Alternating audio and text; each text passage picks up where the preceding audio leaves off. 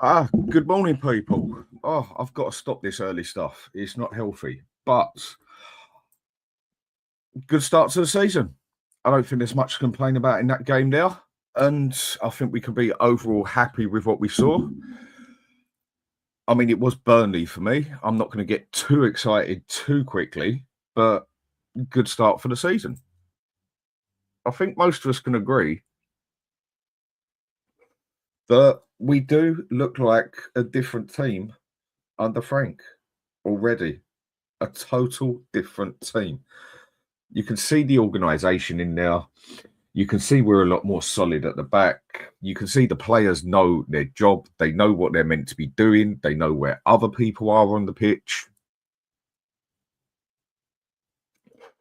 So for me, good start. I haven't really got much to complain about. There's a couple of points I will pick off from it. But yeah, most of the players on form. I mean, Richarlison. Wow. Looks like a different player. Confidence looking good. He's not injured yet. But again, another player I am not going to get too excited about too quickly. But one thing you can definitely say with that fella, they were two world-class goals yesterday. And I don't think that's an exaggeration what I'm saying. I think that second goal from him, if I'm going to be totally honest without getting too excited as a Spurs supporter, I think we already have a contender for goal of the season. And I don't think there's many that would actually say otherwise. That was an absolutely, that second goal was an absolute blinder. Decent cup of coffee, much needed. But yeah, that second goal, absolute stunner. Good performance from him overall, and nothing to complain about. Not on Richie's side. I mean, you can see he's putting the effort into the game. I mean, I don't think anyone disputed that he's ever not a worker. But you just never seem to get the final performance out of him. And past two games, I mean, he looked quality against Paris Saint-Germain. Proper stuck into the game, proper got involved. Yesterday, wouldn't say quite as involved in the game as he was at Paris Saint-Germain, but worked double hard and everything. And the goals, like I said, that was world-class goals. People already talking that him and Kudus have a chemistry, that they're linking, that they're going to be a great link up. Again, I can't really say otherwise at the moment. I can only judge by what I see and what I've seen. Them two seem to link up well, and I think we need to just give it a bit of time. I think a few fans out there need to just, let's just slow down and take it game by game and see where we are after 10 or 15 games. See how Richie, Kudus, everyone else has done after at least 10 games. But at the moment, we can only be happy as with what we see. So, going to say good morning to a couple of people. I mean, only going to be when I say a quick show, dare I say it, they usually go 4 hours when I say that, but only going to do an hour and just go through what I saw in the game, basically.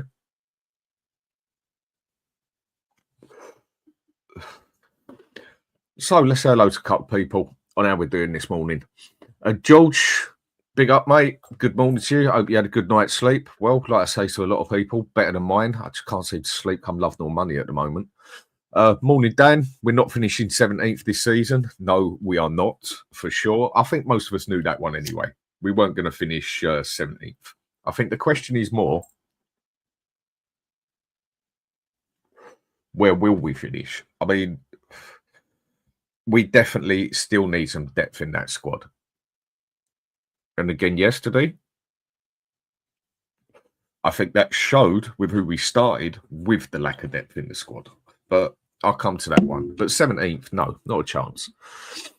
And sub the channel as you come in, get down to the magic 5K. Thanks a lot, mate. Appreciated. And Mashing a Joe, morning, mate. Hope you're good. Richarlison with a sick goal. God, I haven't heard that phrase for a little while. Sick goal. Yeah. If you want. Yeah. Same as against Serbia in the World Cup. God bless him. Nothing to do with the fact that I'm Croatian and I support Everton. Come on, you Spurs. Arsenal beware. You know what? You say we're Croatian. For a long time, if I go back I'd say about 15 years, Croatia were my third team. Always liked Italy as my second team. But Croatia, I must admit, at stages, I think you've had some brilliant international teams out there. Some excellent players. Always used to love watching Croatia play. Always did. Always thought they had a solid team many a time. Jessica, morning Dan, morning to you too. Hope you had a good night. And Zai, morning mate, morning. And Kiwi Spurs, big up Dan, big up to you too, mate. Jessica, Richie's confidence looks high yesterday. Yes, it does. Solanke looks not fit. I mean, for me at the moment, Richie's the starter, hands down. I don't think anyone can dispute that at the moment. But Solanke looks not fit. He's coming back from injury. I mean, I reckon we will bring in a centre forward still towards the end of the window. Do you know what? I don't think we will. Not a centre forward. I mean, we've got Richie, we've got Solanke. I'm still not going to say either of them are excellent players, even though that was an excellent performance by Richie and his previous game was. But again, it's going to take more than 1 or 2 games to change my opinion about a player. Same as it takes me more than 98 minutes to change my opinion about a manager. But again, so far so good. I don't think there's no complaints there on that side. And Kiwi saying, yeah, man, very solid from Frank. Great start. Kudus is awesome. Right. Wow. All right. Yeah, Kudus has looked brilliant. But again, I'm going to judge him after 10 games. I'm going to start judging him after games when I see him play Man City. I mean, okay, brilliant against PSG. But again, first game of the season against Burnley, it was an expected win. I mean, did anyone honestly think we would come out of that game with anything but a win? I thought we'd get a 2-0, ended up 3-0. I didn't think we'd absolutely smash them 4 or 5-0. Again, first game of the season. But again, 3-0 win, solid start. And Frank, you can definitely see we have a coach there. We have a manager standing on the halfway line, telling players what to do, not just standing there with his arms crossed, getting involved in the game himself, telling his players what he wants, telling his players what he wants them to do. Even a few times you see him telling them a few players about themselves to get in their position and everything. I think we've got a very good coach there. And if we can get those couple of transfers in that we need, I think we can have a pretty solid season. And Drula, morning Dan and chat, morning to you. Hope you had a good night. John Stokes, morning Dan, happy Spurs weekend. Yes, it is. Good start. Morning, mate. And Roy, morning Dan, morning to you. And Tarek, also morning Dan, good morning to you. And Jimmy Hotspur, always good to see you on here, mate. Big up Dan in the chat, good morning. I can see everybody is happy. And Tony, always good, mate. Good morning, Dan, guest and chat. Morning to you too, mate. And Tarek, they had 2 good games together. I don't understand these fans. Mate, what I think it is, and this is a problem I do see at Spurs a lot. Again, call it an opinion, as I do love a good opinion. Yeah, they've had 2 solid games together. The chemistry looks good between them two, but it is 2 games. Let's start judging this lot after 10 games. But it does look like him and Richarlison, they do have a bit of chemistry together. I mean, with the crosses that come in over Kudus, he definitely lights up the box, doesn't he? Will we see goals off him this year? I don't think Kudus is going to be a heavy scorer, but I think the attributes he's going to give to the game, the assists he's going to give to the game, I think are just going to show light years ahead of what we have had for a very long time, where I don't believe we have had a winger for a very long time. Literally everything we have had has been an inside forward. And what's Tony saying here? Breaking news, Eze is set to start for Palace today against Chelsea. That's another question do I ask. Will Spurs get that job done? I still think he is a player, or the type of player at 10 that we desperately need on there. And Jimmy saying, looks like Levy messed up again then. Let's just hope he hasn't. But then we all know what it is. That's why I said I'm not going to get too excited the other day about Savino or Eze, and I'm not going to particularly believe it until I see him in a bloody Spurs shirt. I mean, look what happened with Morgan Gibbs-White. It was literally done and dusted on the medical, and he never turned up. Whatever reasons you want to give with it. And Finn saying Richie scoring 2 fantastic goals and getting man of the match. Johnson scoring a goal that wasn't a tap-in. Have I been transported to a parallel universe? I mean, you see that with Johnson. He finished that well with a one-on-one. But again, for me, not a good game. If you want to say that scoring a goal makes a good game for someone, then fair enough. For me, you need to do more than score a goal. There's 2 positions on a pitch where I believe a player is literally allowed to go missing for 89 minutes. And that is a goalkeeper and a striker. Because when it comes to it, as long as they do their job, put it in the back of the net or save it when it comes to it, that's all that matters. With Johnson, again, for me, total ghost through the whole game. Nothing. But then he scores the goal. And that just seems to be what he can do. But if we are going to use him as a winger and not a striker, we need to see performance through the game. We need to see him in the game, not an 85-minute total ghost to the game and then he gets his tap-in, or which yesterday wasn't a tap-in, was a good goal. Fair play, took the keeper on one-on-one and put it past him very, very cleanly. So you can't complain with the goals. But again, another total ghost of a game from Johnson. So because he scored that goal, does that now make it for people that he had a solid game? For me, it doesn't. I can't just say that because a player who is meant to be more involved scores a goal. I mean, I think it shows that is why we got Kudus on the right. And if we get Savino on the left, then I think everyone can totally agree that Johnson does become a sub player. And that is where I think we will see the best out of him basically as a sub. Because again, for me, on the pitch, total ghost of a game. Matty K, morning, mate. Hope everything's good with you. Quite frankly, this is amazing morning to be frank. Under Frank, we are going to be franking through the season. Speak for yourself on that one, mate. I love Frank. What a man. Thomas Frank. Okay, I get the picture. But again, total different team. And you can already see it. And you can already see the players are liking the style. The players are liking that they're getting told to do what they're good at. I mean, Porro, another prime example, looks excellent coming up the side, overlapping. I think him and Kudus are going to have a very good chemistry together. And we look like a team again. I think that's what a lot of people are seeing here and getting excited about. We actually look like a bloody football team again. Players actually look like they know where they are. They know what they're doing. We have a manager who has already showed he can adapt to certain games. The thing I'm definitely interested with Frank is what he's going to do against City. Is he going to adapt to that? Is he going to go to 5 at the back with that one? Is he going to play us a 4-2-3-1 again? Because again, stable as. But I think people need to remember it was only Burnley. Whether that sounds like a negative side or what, take it as you wish. But again, did anyone really expect any different but a win?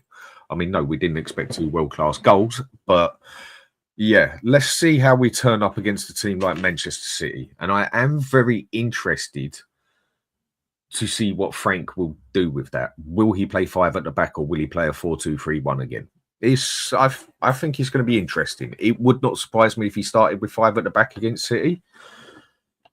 I mean, you'd look at it, City are a total different kettle of fish to Burnley, aren't they? So it just wouldn't surprise me if he did. But then with a performance we seem to be able to give with 4-2-3-1, it wouldn't surprise me if he stuck with that either. I mean, Matty K yourself, big up you, Frank, and Brian Maguire. Good morning, Dan, and clean sheet as well. Yep, and Lord Rodney Trotter. With Ange, we'd have lost. Whether you say that or not, do you know what, mate? I couldn't care less anymore. During the season, people are going to say, why does why does Ange have to keep getting brought into this? Well, he is going to keep brought into this through the season because we're going to be judging this manager and the players compared to last season on what they were under Ange. And that is how you judge whether we're improved. That's how you judge whether the manager is better. So you're going to hear a lot about Ange this season. I think you're going to hear a lot about it for the right reasons, where we're actually comparing like you should be doing. But I think there's also going to be a lot of wrong reasons we hear about about Ange as well. Because I do feel there's still a lot of people out there who are just there to score a few points, and it's a bit of a tit for tat thing. And George, Dan, can I just say it was Burnley, but last season we were shocking against the bottom sides. This was chalk and cheese, mate. That's basically what I've just said. That is literally what I've just said. I am totally agreeing with you. Spurs fans, please do not get overhyped. Be happy with what you've seen. Be over the moon with the goals you saw off Richie. But let's not just get too hyped up here. I'm totally with you on this one. I mean, I've seen a few things, seen a few WhatsApps, seen a few channels, and seen a lot of things on Facebook, X, where people are just absolutely going off their head with excitement. It was Burnley. Let's just slow down a little bit and see what happens with City. And Lord Rodney also saying, did you see Bowen running West Ham's attack against Sunderland? Looking bleak for them. I must admit, I have said West Ham, for me, are going to struggle not to go down. They are going to have a scrimp and scrape season. And I think they are, out of 5 clubs you can pick, I think they are definitely going to be in a fight to avoid relegation. Looks bleak for them. Yes, it does. Good. I don't like West Ham.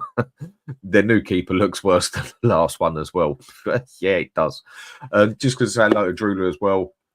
Guys, don't look into all this Eze stuff so much. Eze started for Palace. He's only so he can say his goodbyes to the fans and players. Well, I just hope you are right there in that aspect.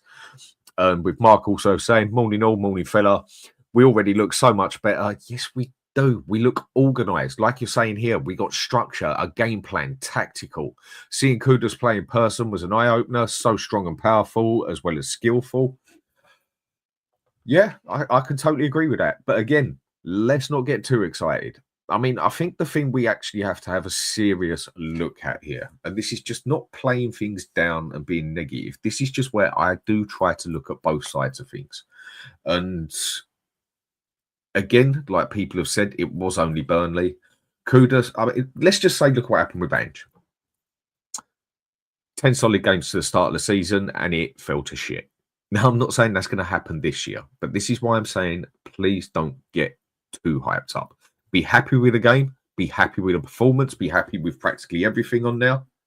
But let's not just start going into the fairylands and that. I mean, there's a long way to go. But a solid start, and I totally agree with you. The structure of the team and the bit, we just look good. And James West saying, Matty K, Frank bottled it in the Super Cup. I don't think he bottled it. I don't agree with the decision he made at the end. I've got a different opinion on that. I think a few people know that. I think the Archie Gray was the wrong decision. But I think Frank is definitely a manager who can look and learn. And that is definitely a positive side of him. Right, so if I go into the game, and I'm going to slack on the chat a little bit, but I will come through to a few people as it goes through. I mean, like I've said, doing this, doing the chat on your own is just not an easy thing to do. I mean, yeah, 3-0. Who can complain? I mean, Richie, that first goal, brilliant goal. I mean, that second goal, I mean, fucking hell. I mean, I must admit, I didn't even shout when he scored the goal. I was sitting there quite shocked, eating my pizza. I was like, wow.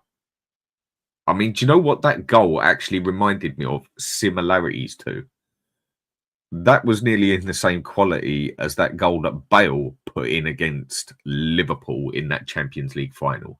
Now, Bale's was a complete overhead kick, I know. But I do like to think what one was actually the harder one to score there. I mean, the way that Richie connected with that and got everything right from the pinpoint accuracy, it didn't go down and bounce and hit the floor. It didn't go wonky and go in the net. That went into the back of the net and nearly out of it. But to me, that reminded me of the same goal that Bale scored against Liverpool. It was a beauty of a goal, and it's up there for goal of the season already. And then Johnson comes in and finishes off the game totally. I mean, the possession goes 68-32 to us. Total shots, like 16-14. Targeted, 9-7. And we had, from what I've read, and it was a good game. It's just, I think in that first half, I think we started definitely as more the solid team. Looked better. But I think you can definitely tell the Burnley, they started getting into the game. And that's where I must admit I started getting a bit worried. I mean, maybe that's just the way we've been over the past 2 years. But if I'm going to be totally honest with myself, and I don't know what people on here are going to think, but I would have said, honestly, Burnley should have had at least a goal And I personally think by the end of the first half, I do think Burnley were the better team. I think we definitely started off the better team for the first 15, 20 minutes. But after that, Burnley did come into that game. They should have scored a goal. And I think by the end of the first half, they were more the solid team.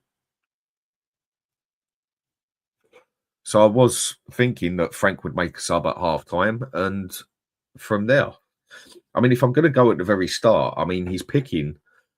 I mean, when I saw Archie Gray and Bergville in the middle, I must admit, I did think, what are you doing?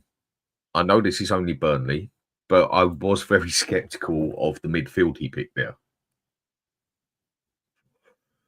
And I mean, me personally, I would have thought he would have started with someone like Bentancur and Gray or Bentancur and Bergville. Not necessarily Paulinho because he's still trying to get fit. So I was quite sceptical of his picking. I must admit that. But it went to plan. And again, going back to the first half, I think Burnley were the more solid team. Second half, we came out. From there, I'd say that was pretty much we had control of that game. But it's not as though Burnley weren't getting into the game and weren't getting the shots in. I don't think that was a total domination by us or anything. I mean, they did get about 14 shots on. Just only about 4 of them was on target. I can't remember the exact number, so I'm sure someone will correct me on that. But it wasn't as though we totally dominated Burnley. I do think they had a respectable game. It's just the result said we was the better team. And overall, by the second half, we did take control of that game, really, I would say. But first half, I do honestly think by the end of it, they did actually look the better team, more in control. I mean, so before I run through the players quickly, I'm going to say hello to a couple more people. And Warren saying, morning, Dan, morning to you too, fella. I got it wrong. You're going to get a big sign-in. Never saw Eze picking Spurs over Arsenal. Think he's going to look back when he's retired and wish he didn't because Arsenal got rid of Mikel. They're going to be... You know what? The thing that I think has happened with Eze, I'm just going to be totally honest here. Don't see no one else going for him. I think Arsenal definitely want him, but I don't think Arsenal have quite got the money to spend at the moment after the money they have spent. And they would have to get rid of a couple of players to get that money in to get Eze. I do think there's been talks there between Eze and Arsenal, but I think he's actually realised that the chances are very high that he's not going there. He knows he can go to Spurs. It's a World Cup. It's a World Cup year. And he's going to get Champions League with us. And he's going to get picked all the time. I mean, he's not going to sit there and say, well, Arsenal was my first choice, but they're not coming for me. So I'm going to go to Spurs. He's not going to say that. So with that one, I think we are his second choice. But at the end of the day, do I really care? No. As long as we buy him and he turns up and does his job, I couldn't care whether we was his last choice. But this is going to be a big transfer for him. He's going to get a big pay rise. He's going to be a happy man. He's going to be in the squad. And I think a lot of it comes down to is the fact that Arsenal just haven't got the money to throw down on the table unless they sell some players. So Eze, I am starting to think is a serious one that I do believe he will be a Spurs player. Until he turns up in a Spurs shirt, I'm still not going to get excited. But I do think give it another week, I think he will be a Spurs player personally. And then I will be a very happy person when I see him in the Spurs shirt. Warren Williams just saying good and good morning to you too, mate. Matty again. Johnson was by far the worst player on the field. Awful. I don't think he was the worst player. I think we had 3 players in that team that really didn't perform. 2 of them I thought were bad, and Johnson was one of them. But we will go into that in a minute. I mean, Wayne saying morning all, morning to you too, mate. Matty just doing his usual shit, just saying shut up, you goonut. And Jessica Johnson kept moving into a 9 spot, got the ball, played back, moved into a 9 spot. Not sure if that's his design or not. I do honestly think, do you know what, with Johnson, I think he would actually just be better as a striker. I mean, he plays that for Wales. I do think he would just be a better player as a striker. I do just think he would be the better player. I just don't. A winger just does not suit that fella in any means or manner, basically. And I do think he would just be a better player if we just used him as a striker, just use him as that.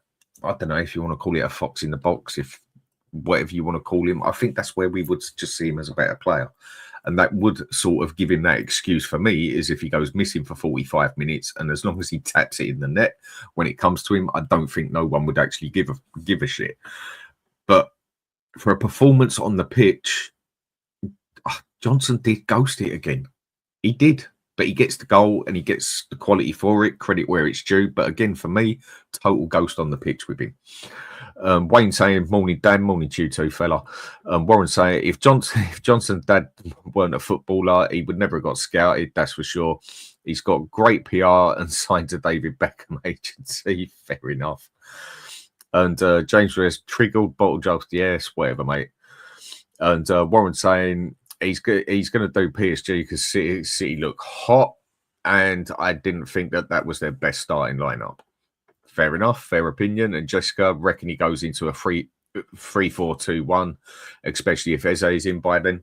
Yeah, I can agree with that. I mean, you call a 3-4-2-1, I call it a 5-2-2-1 because it's more at the back, but same formation, basically. People just got different ways of saying it. I agree. I think that would be the smart way to play against City.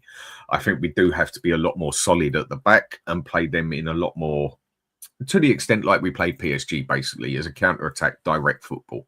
Whereas yesterday, it's obvious we didn't need to play that way. But against certain teams, we are going to have to be a lot more defensive, and City is going to be one of them. And Lord Rodney Trotter saying, this version of City is very different to previous versions. Only watched them on a sort of, on highlights and that. And yes, they do look like they're playing a different style. I mean, Pep does seem to change it every season.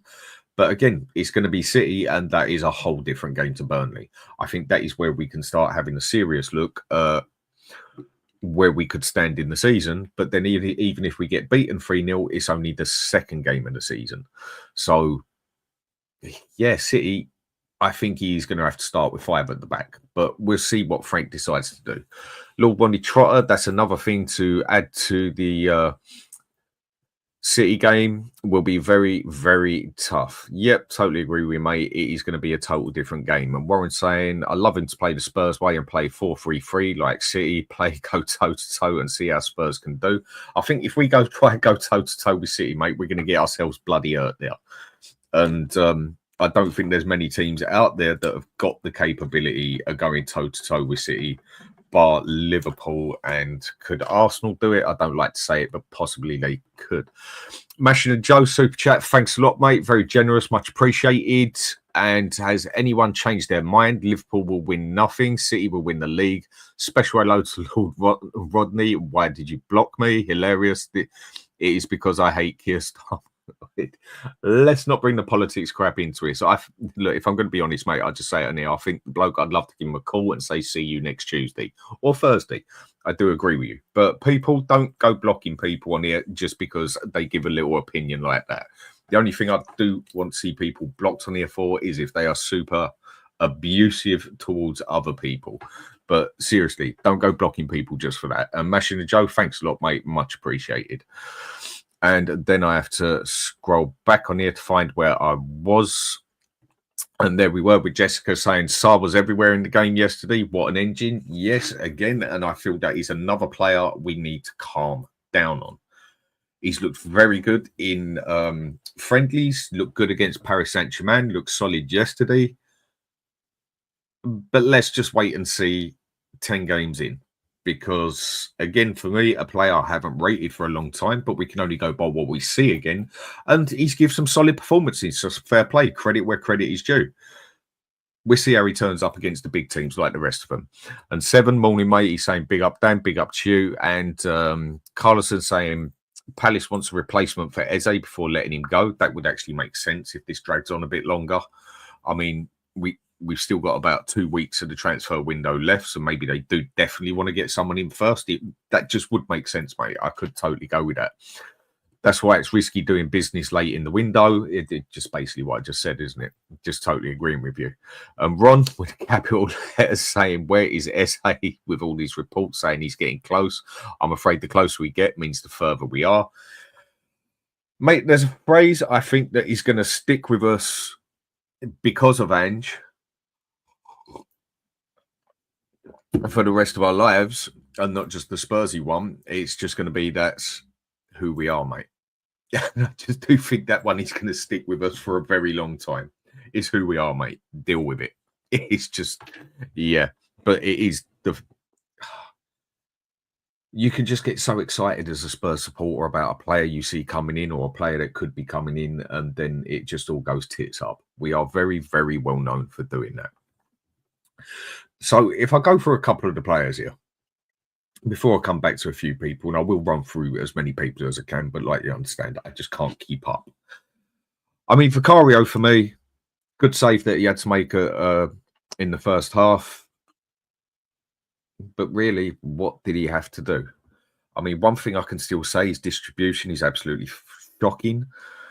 Hopefully he can improve on that. I mean, if we're going to be by how a player was involved in the game, you could give him a bloody 5 or 6 because he had absolutely nothing to do. But I blatantly give him a 7 because he made the save and it wasn't as though he cocks up in any means or manner. It's just the fella had nothing to do. But that's not his fault. So I will give him a 7 for the sheer fact he didn't let it go in and he was there when needed. No special display off of him or whatever because he just basically had nothing to do. I mean, they did have shots, but only one that he had to make a serious save on, in my opinion, there. I mean, Porro, for me, great game again. Looking like a different player again. He was one that I was very, very sure we would see a very different player out of him. He is now playing as more of a wing-back overlapping. Yes, starting in more the right-back position, but we are using him to what he is there for. He has never been an inverted winger. Still not a good defender for me. But attacking, getting forward, overlapping, very good player. And I think this season, Porro is going to be one of the ones who we will see a major improvement. I think we're going to see an improvement in everyone. I mean, I think that's already quite clear. Again, we're judging it after 10 games, but I think Porro, for me, is going to be one of the, I'll say, most improved players that he's going to stand out leaps and bounds on how much he has improved. And I think we're going to see a very, very good season off of Porro. We're actually going to play him the way he is meant to play. I mean, he got involved in the game, got stuck into it, got some good crosses in there. And he was just, I mean, what's the phrase that people like to use? He was just a menace going up and down the wing. He was getting on people's nerves. He was getting involved. I thought he had a very good game. So I'll give him an 8. Just for the sheer fact, quality game, involved all the way through the game. I personally think Porro had a very good game and could have even been a contender for man of the match. For the engine he gave in there, the way he played, I thought Porro was very, very good. Now, the one I come to next, I know some people are going to disagree with this, but for me, Romero just proved why he is not a world-class player. World-class performances, like I keep saying to people, yes. World-class player, for me, not a chance in hell. Not yet. That is exactly the game, what I'm talking about, where Porro just seems to switch off and not turn up. If I remember right, Van der Ven saved his ass, what, 3 times? 2 times at least? 3 times? And in that, he improved in the second half, but in that first half, he just looks, to me, Romero just looked irrelevant. I mean, even in the first 10, 15 minutes, I think he made several mistakes. And like I said, for me, that proves why he is not a world-class player. He has his world-class games. But during the whole game, for me, overall, I just thought he looked shady as and was one of our worst players on the pitch. I mean, the reason I will judge him so much is because he's a World Cup winner. He is our bloody captain now. And in games like this, okay, it's not like a game like City. It's not a final. But if you are that much of a good player, you turn up against City, you turn up against Liverpool, you turn up against Burnley, you turn up against West Ham, you turn up in the smaller games, and he just don't seem to do it. And I don't think he had a good game yesterday at all. Okay, defence didn't concede a goal, whatever, but I honestly thought Romero was shady as in that game. And it's frustrating. And that is why I will not call him a world-class player. On his day, good as anybody out there. But where is he on days like this? And he's now meant to be our captain. Okay, we'll give him 10 games. Let's see how he gets into the season. But I expect significantly better off Romero, especially being the captain now, in games like that. In important games, it was our first game of the season, so it was important. Every league game is important. But I expect better off him, especially at a team like Burnley. You can't just go and show up in the big games when it matters to you. As a player, you got to show up in every game and give it every game. But for me, Romero, he did piss me off in that game because he just proved again for me why he's not a world-class player. And for me personally, I'll give him a 5. Some will say that's a bit of a dig, but it's for the sheer fact that he's meant to be our bloody captain. He's meant to be a world-class player. And Van der Ven did save his arse a few times. So when I come to Van der Ven, I thought he had a brilliant game. Apart from covering his own spot, I thought he covered Romero very well. I mean, going back on Romero, if I'm going to be honest, I'd have had Romero off at half-time and I'd have brought Danzo on. I don't give a shit who's the captain, whatever else. If you're not performing and you're not doing it right, you come off the pitch. And at half-time, honestly, I'd have took Romero off and put Danzo on there because I thought Romero was just that shady. He just looked like, how should I put it? He had a bit of a meh attitude to the game as such. So I would have brought on Danzo at half-time personally on that one. But Van der Ven, solid game, involved, getting forward a little bit as well when he had to. And I think he covered Romero brilliant. I think he made the tackles that were needed. He was there where he needed to be. And Van der Ven, I think you can easily give him a 7 as well. You could even probably push him up to an 8 because I think that was a very solid performance by him. And yeah, good game overall with him. Spence, no complaints there. Good again. Brilliant getting forward. Done the defending he had to do. And this is where, when it comes to Spence, he is blatantly a significantly better defender than Porro or Udogie. This is where I say Porro and Udogie, they are not defensive players. And I'm not saying they can't defend, but they're not good at defending. And this is where Spence definitely comes in, as he's a very good defensive player as well. He can actually defend. And I don't think Porro and Udogie are good at it. This is where he would be my first choice, Spence, as my left back or left wing back, right wing back. And I would play one or the other. So if I'm going to start with Spence on the right, I'm going to play Udogie on the left. Or I'd start with Spence on the left and play Porro on the right. And he's my first pick out of them two. I mean, I think Porro is a very good player who we're going to see a lot more out of, but I think Spence is my first one on there because I think you need at least one of your wing backs to be able to defend as well.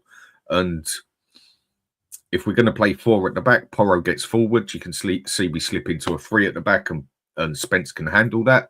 But could Porro or Udogie handle that way? Not for me. I think Spence had a very good game again, solid, like we have seen him again. I think we could give him a 7 as well. I think, again, apart from Romero, I think that back line had a very good game overall. And Mark saying Potter is one of the most overrated managers around. His PL win percentage is woeful, and as he only ever performed in Sweden and Championship. Okay, fair enough. And what's Perky saying here? Nice to see the activity in the technical area for once, other than someone with their hands in their pockets. Mate, that is exactly what I said at the start.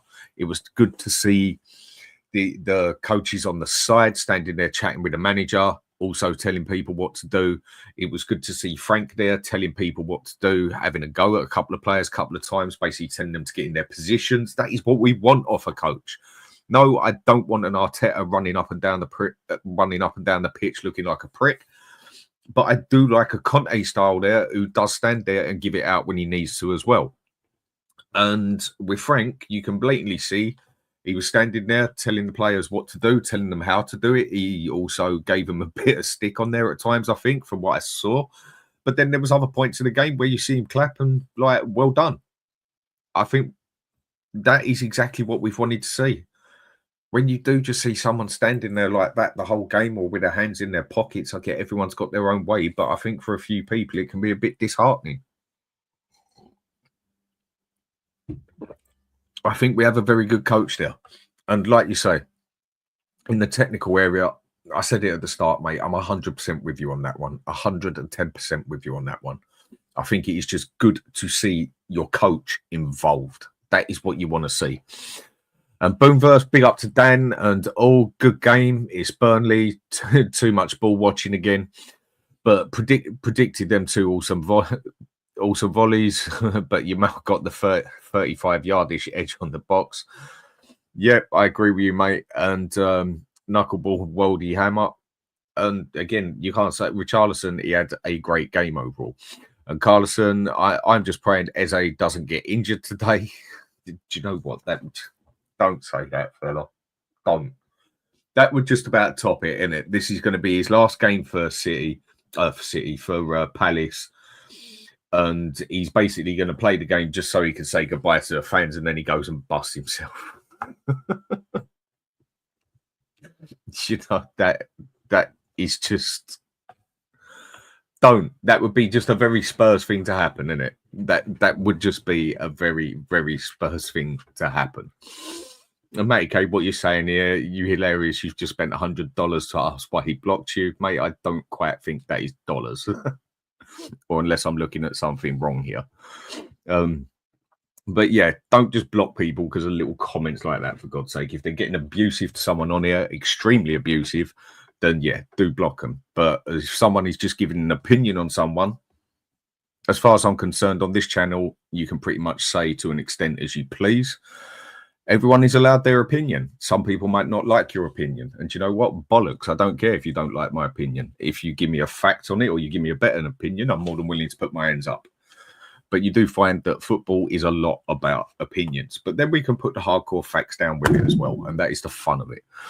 And Lord Rodney, what you're saying here, Warren Williams, he doesn't get injured though.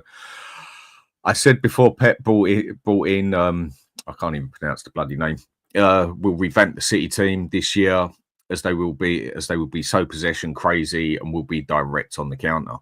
I mean, with what Pep said the other day in the aspect of Savinho, to me, he was basically saying the player's willing to go, we're willing to let him go. Spurs, put your fucking money where your mouth is. To me, that is how I took what Pep said the other day, basically. I know there was a lot more to it to what he said, but personally, I think he was just saying, Spurs, just shut up and pay up, will ya? Otherwise, he's going to be here. He pretty much made it clear. I'd like him to stay, but he can go, and he wants to go. So Spurs, just put your bloody money where your mouth is for once and pay up. And Mark also saying, Boomverse first half, Gray was shocking into... I'm going to go to that one in a minute, mate. In possession, didn't offer out ball once. Second half, it was clear that coaches had a word.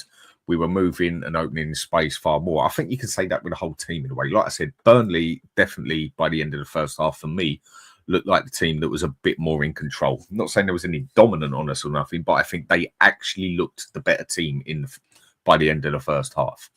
And they should have actually scored at least one goal in that first half. They did have a good, solid chance or two. And George, help Dan and hit the like button, please. Much appreciated, mate. And Archer also saying, that bright red is painful to the eyes. Make it stop.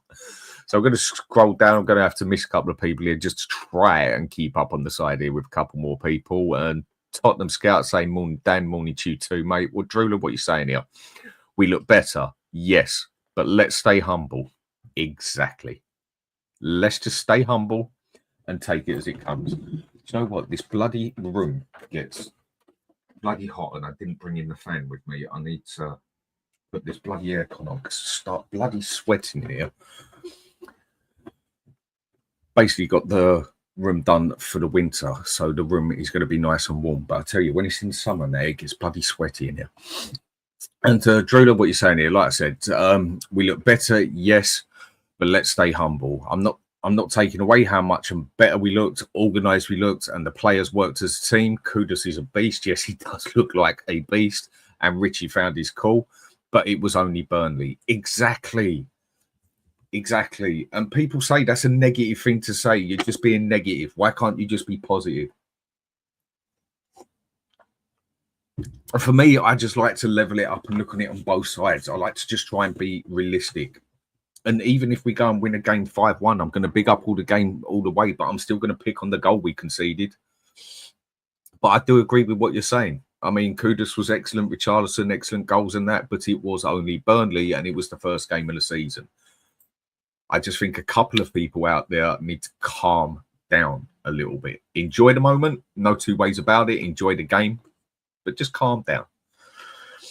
So I do totally agree with everything you just said there, 110%. I'm with you on that one. And Jason Stops, hi Dan, sleeping better? No, no, I'm not. Why do you think I'm on here? I mean, this is early. Well, no, actually, I wouldn't say 10:30's too early. I mean, managed to sleep till about 7, so better than what I have been, but just still not getting that sleep in. I mean, I struggle to sleep in the bloody heat. And when you can't go to sleep till about 3 o'clock in the bloody morning and then you're still getting up at 6, 7, whatever else, and that, it definitely does you no favours. I mean, the mad thing is, half the time, I don't end up waking up till 11, 12 o'clock. Sometimes 1 o'clock. And that's down to the amount of medication I have to take. But even that's not seeming to keeping me asleep at the moment. I just hate sleeping in heat, especially in this bloody country. I would rather sleep. I would rather sleep in snow than sleep in the heat, personally, because at least you can put a blanket over you. It's just horrid sleeping in a bloody hot room. Some people might like it. I just definitely don't. And Drula, what you're saying is Crystal Palace are moving for players to replace Eze. Yeah, that's what I think's happening as well. And Daniel Fields saying Savino's agent has flew into London for the talks. He and Levy share the same agency, CAA or something. I don't know, do they? I mean, that's news to me. If it's true, fair play. And I think that'll give Levy more clout in negotiating a fee and get Savino over the line. Are we going to get him? I don't know. I must admit, I struggle to see Spurs buying both of them. If you give me the choice of one or the other, I'm going Eze all day long because I feel we just need that number 10 significantly more. I feel we've got people that can cover that left side. Obviously not to the same standards as Savino. We definitely need both. But if I've got to pick one or the other, I'm going Eze because I personally believe we need a number 10 more than we need a left winger. But we do need the left winger as well. So I'm not saying we don't need it. I'm just saying I think we need a number 10 more. Again, just call it a personal opinion. And we're saying here, Gary O'Neill, Romero was a liability. Yeah, he was. Sadly, he was, mate. I'm agreeing with you. That's why I give him a 5. And this is why that man is not a world-class player. You cannot just turn up in the bloody games when it suits you and take all the big games. I mean, he always turns up for a cup final or a massive game and that. 9 times out of 10, he turns up. But then in games like this, he does go missing. And I agree. If it wouldn't have been for Van de Ven, we could have actually conceded a goal or two. I mean, he covered Romero, if I remember right, in that first half 3 times. Was it 2 or 3? I'm going to say 3 times he covered his arse. And he's meant to be the bloody captain. So, yeah, I do agree. I do think he's an overrated player. I do think he's an excellent player on his day. And if he's going to be the captain, then be captain material. And Lord Rodney Trotter, no idea why I blocked you, Mashing Joe. Probably lying like you just did. I never voted Starmer, never will. Right, leave the politics out of it. Yeah, I've said I believe the player's a top player. The fella's a top. See you next Tuesday. You know, wouldn't complain if he got hit by a bus or nothing. I mean, I don't know him, so I couldn't say I really care. But let's just leave the political side out of this. It was probably an accident if you did do it anyway. And, I mean, I don't think that was on here then. I mean, you're not even a mod on here, so I don't know what that one's about. That must be about another channel then. And, I mean, that looks like Mary Ann to me, but I've probably pronounced that. But do you know what? Pronouncing any name but an English name, I do struggle very much. I don't deny it. Yes, it was only Burnley, But to see the difference from last season is fantastic. Totally agree with you on that one, mate. Like I said, there was chemistry in the team. There was people knew what they were doing. It just comes down to that, mate. Do you know what the mad thing about this is? For me, is we all screamed. Well, I say we all, not so much me, but people were just pissed off to the end with out and out defensive play from Conte. Then Ange had the easiest job a manager's ever had in winning his fan base, like you've heard me say, by just kick the bloody ball forward.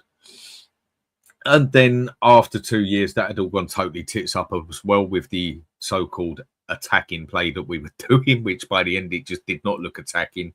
It looked like a fucking circus. And now I think a lot of people are just happy to see organisation in a team. To a team that actually looks like it knows what it's doing. A bunch of players that actually look like they know their job. That actually look like they know where their teammate is going to be. I think that's just what a lot of us are going to be happy about this season. And Ben, morning, mate. Hope you're good. And as Sava said in his video, I think Frank will try and make Sarr his N'Golo Kante type of player. If he's going to do that, mate, he's got a long way to go. I mean, Kante, what a player that was. I mean, all 5'5" of him, you can definitely see he had small man syndrome on the pitch. And what a brilliant player he was. I thought he was one of the best players in that position that we've seen in the Premier League, if I'm going to be honest. I thought Kante was an excellent player. Do I think Sarr could live up to his standards? Not a chance in hell. But let's see what Frank wants to do with Sarr, same as he does with a couple of people. I mean, you can definitely see the improvement already. The reason I think we definitely got Frank is to more rebuild the players on what they are capable of and play with the cards he's got more than just spend hundreds, 200, 300 million on him to totally rebuild the team. I think he's definitely there for more of the job to play. He's going to get players in there, but I think he's more to the job to play with the cards you've got and improve the players, or at least getting back to standard, which you can already see improvement and in a lot of players. It already shows. It's definitely there already. And I'm just saying, occasionally we get goons, other rivals, trolls clogging up the chat with waffles, saying deserve blocking. Anyone's invited on here, mate, they can say as they wish. It really doesn't bother me. I mean, you know, let them say as they wish. No love lost to me. It's like, it's who we are. You missed that last bit, fella. Mate. You got to say mate at the end of it. Otherwise, it don't sound right. And Lily Wyatt, morning, mate. Hope you're good. Morning, Dan. Hope you're well. Hope you're well too. Was at the game and some atmosphere there. Two great finishes from Richie, and his hold-up play looks a lot better. Kudus looks like a proper flair player. You know what? That is one thing we have not had for a long time, and that is a player with a bit of flair on him. I mean, sadly, I think those sort of players are, I wouldn't say dead in football, but very few and far between. I mean, for me, this is where football has gone downhill in a big, big way over the past 20 years. I mean, I still remember players from like 20 years ago when you used to see players like Figo, Ronaldinho, stuff like that, Rivaldo. I'm not going to go into all of it. You actually saw flair on that pitch. You always did. And I think that is just something you see a very few and far between of at the moment. There's not many players out there that play a flair sort of game anymore, that play with that sort of style. And do you know what? I totally agree with you. He looks like he's got the flair. He looks like he's got the bottle to do it. And do you know what? The thing I like about Kudus so far, and obviously seeing him at West Ham a few times, I mean, last season, he did not have a great season. Let's not just lie to ourselves and say he's been great. But at West Ham, he did not have a good season last year. But you can definitely see he's got the confidence to screw it up 2 or 3 times in a row and then just say on the 5th time, do you know what? Bollocks, I'm going to do it again and again and again until I get it right. And that is one thing I definitely like about him. That is what I call a confident player. The thing that I'm going to be interested with him is obviously with the big games as he turns up. And there's going to be times where he definitely gets a few things wrong. And that's where I think I'm going to be very interested with him to see if he's going to make me right here, and a lot of us right, that he's just going to have the I don't care attitude, and I'm still going to try and take 2 men on. I'm still going to try and control the ball with my left foot, right foot, and have that flair on him. That is where it's going to interest me, because no one has the perfect season, and there is going to be chances where he messes it up. So let's see where he goes from there. But I totally agree with you. To see a bit of flair on that pitch, it is just, it's good to see just a bit of what I'll even call old school football in that way, because that is pretty much old school football. Flair football is not the way people play anymore. I mean, a lot of it is just played with. Just had a message there. Yeah, go on, why not? Someone just asked for a link, so go on, send them out for a link. Should be interesting. Here we go. 1 second, people. Just got to do this. Well, come on, WhatsApp. Usually bloody come on straight away. There we go. Send the link out, and I'm sure everyone's going to like the guest. There we go. Sorry about that. And I just think it is good to see a player with flair on him. A player who I do think has got the capability to get, I mean, the phrase that some people use, fine, to get you off your seat a bit. Sit there, like the way he controls the ball and puts it in there. Like, yes, that's what I want to see. You're excited when he gets the ball. Maybe excited's a bit too much, but yeah, it's brilliant to see a player that has got a bit of flair on him, not just some dry lunch player that just does the tip-tap stuff. Okay, you got to be good to do that as well, but it gets boring. The tip-tap football, for me, it just gets bloody boring. I mean, okay, it goes through, scores a goal and that, but it does become dry lunch. And sometimes some of the players, they're so fucking robotic, it looks like you might as well talk to a bit of cardboard. That is a personal opinion. I know some are going to disagree, but for me, there are a lack of flair players in the world, not just the Premier League. And it is great to see a player like that. So, Rob, I'll make you totally right there. It is so true on what you're saying. So I'll go through a couple of other players just to get this over before the guest comes on. And here we go with some people are going to say I'm having a dig, whatever else. I couldn't care less. Gray. I don't think Gray had a terrible game, by the way. But again, for me, he's not ready for that Premier League. Maybe Frank can milk him into it and get him better. Maybe he will be better off staying at Spurs, playing the odd game here and there, this and that. I personally think stick him out on loan in the Championship. Do you know what I think might have been an ideal one for Gray? You see the one Mikey Moore just got up to Rangers, which I think would do world of wonders for him. I mean, I don't rate that Scottish League in the slightest, but one thing that league is fucking physical, yeah? The Scots do not mess about when it comes to hardcore. I will take your kneecaps out if you go past me. And that is one thing you can't take away from that. I would even go as far to say that the Scottish League is probably the most physical league out there, along with the Championship, basically. I mean, skill-wise, few and far between, good club. We all know the Scottish League ain't great. But I think Gray going to Rangers along with Archie Gray would be exactly the sort of thing he needs. Because one thing Gray is not is a bloody DM in the actual way. He's not physical in any means or manner. Even if you want to go, I mean, my mate Dietrich's put it perfect last night when we was having a chat. Even Oliver Skip, he had a set of shoulders on him and he gets stuck in. Gray he just has got nothing of a DM that I see about him. But I don't think he had a terrible game, but he definitely didn't have a good game. And I could see why he got taken off. For me, he still hasn't given nothing on why. On why we got him for that much. But look, I don't think he had a terrible game. I just don't think he had a good game, and I think he was one of our not so good players. You know what? Just to be nice, I won't give him a 5. I'm going to give him a 6 because you could see he tried. And I suppose running about like a headless chicken, which he wasn't doing that, but it's just an example. You can't go and give a player a solid game for it, whatever, and that. But it is good to actually see that he put the effort in. I think his passing was sloppy as. I think he's just got lack of physicality. But you could see he tried. 1 or 2 good passes cut off of him. But I do think, again, he was definitely the right person to take off. But personally, I would say Romero and Johnson had a worse game because Johnson was just a bloody ghost, apart from the goal he scored. And Romero just pissed me off in that game, like I think a lot of people are agreeing. So I'm just going to, do you know what? I'm just going to be nice with a fella for once. I'm going to give him a 6, yeah? His passing weren't good. His tackling weren't good. But you could see he was putting effort into the game. He tried. So in that aspect, fair play to him. He did try. But again, I think we need to loan him out.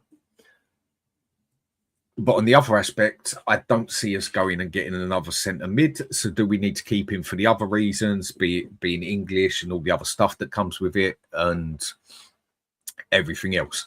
And Simon saying Romero's passing was sloppy. I just think he's sloppy. I just think his game was sloppy, full stop. He just pissed me off in that game, no end. And Mashing Joe agreeing with Warren, and Warren also saying Romero is hothead, funny to watch. Yeah. May saying, enjoyed the game, thought it would be tougher, but Burnley could have finished half those chances. It would have been closer. Exactly. I think that could have been a bit of a different game if their finishing was better. But at the end of the day, we was the better team. And Soul Fist, all right, different name. I like that name, actually. It's quite a good one. Different, unique. For me, Romero looks good when we don't dominate possession. When we do, he just can't pass. It's crazy. It's just weird, isn't it? I just don't get it. And this is the last one I read out before I bring my guest in. And David Clark, Porro's only weakness in the game was his corner taking. Yeah, his corners weren't great. I agree. I agree. His corners were not great. But at least we have options of people who can take corners now, like Kudus as well. His crosses from corners either don't reach near post or they are too floated along to the keeper to come and fetch. They must be driven. Do you know what, mate? I can go with that. I mean, I know me and you have a lot of differences on here, and I'd say it's 50-50. I do agree with quite a lot you say, and I disagree with a lot you say as well. I do think that works both ways on here because you have agreed with me on a lot of stuff as well. And but I thought his crossing was good. So with that, let me bring in guest. Always good, mate. Always good to see you. Alex, how you doing, fella? Yeah. I'm good. I'm good. Yeah, I was really tired yesterday. I was at the game yesterday. Oh, right. Yeah, so yeah, it was good. But yeah, I hope you're well, Dan. It's again will be a short, sharp appearance from your main event because yeah, I'm going to be busy today. But the yeah, I think yesterday was there's some more pods. I would say turn it into a little thing. It was a positive game. It was a good start. More positives than negatives, let's just say. And the big, massive positive is Mohamed Kudus. 100%. Looks good. Looks good. But and like people said, he's got the flair on him, which is good to see for a change. And another one, which unfortunately because of my my recording messing up on me, I'm not able to try and get a lot of things on YouTube, unfortunately, which is annoying because it could have made it. People might have clipped this. Is that Richarlison looked actually not that bad. He was actually one of our best players as well. Yeah, you know what I mean. That's another one I was going to go to. I think he had a brilliant game. 100%. I think that's the thing. And little things that I noticed that you're not going to really notice when you're not at the game. Like if you saw the amount of times I saw that set piece coach getting up every single time. Whenever we had a corner, it was more than bloody frank all day long. Mm-hmm. He every single time we had a corner, free kick, he was up every single time, orchestrating every single time. And that is one thing we haven't seen for a long time, isn't it? That was one of the things that I think pissed a lot of people off with Ange, the way he used to just stand there. And I know people are going to say the way you bring in Ange into it, but that's where you have to compare, isn't it? It was good to see a coach that actually looked like he was interested in the bloody game. Yeah, exactly. And that's the thing. It's so you can see there is a structure there. I will admit, there's still like I think the goals that we score were more from Burnley's mistakes. Again, that's not really a knock because the 2 goals that we scored, the first goal and especially the second goal, kudos was absolutely fantastic. The way he would weed around, it's just that little quick turn with his feet, and then he got a beautiful ball in, and that second goal was brilliant, and it was really that was a world-class goal, wasn't it? Do you agree with what I say on that? Had similarities to that goal that Bale put in against Liverpool in the Champions League final. Yeah, I mean, it's just the way that he orchestrated it. Richarlison, I don't know whether it's world class. I would say. I think he's. I think he has got form of doing that anyway. He has got form of doing that in the air. I think he's very good in the air anyway, Richarlison. But credit where credit's due. He got the goal really well. You know what I mean?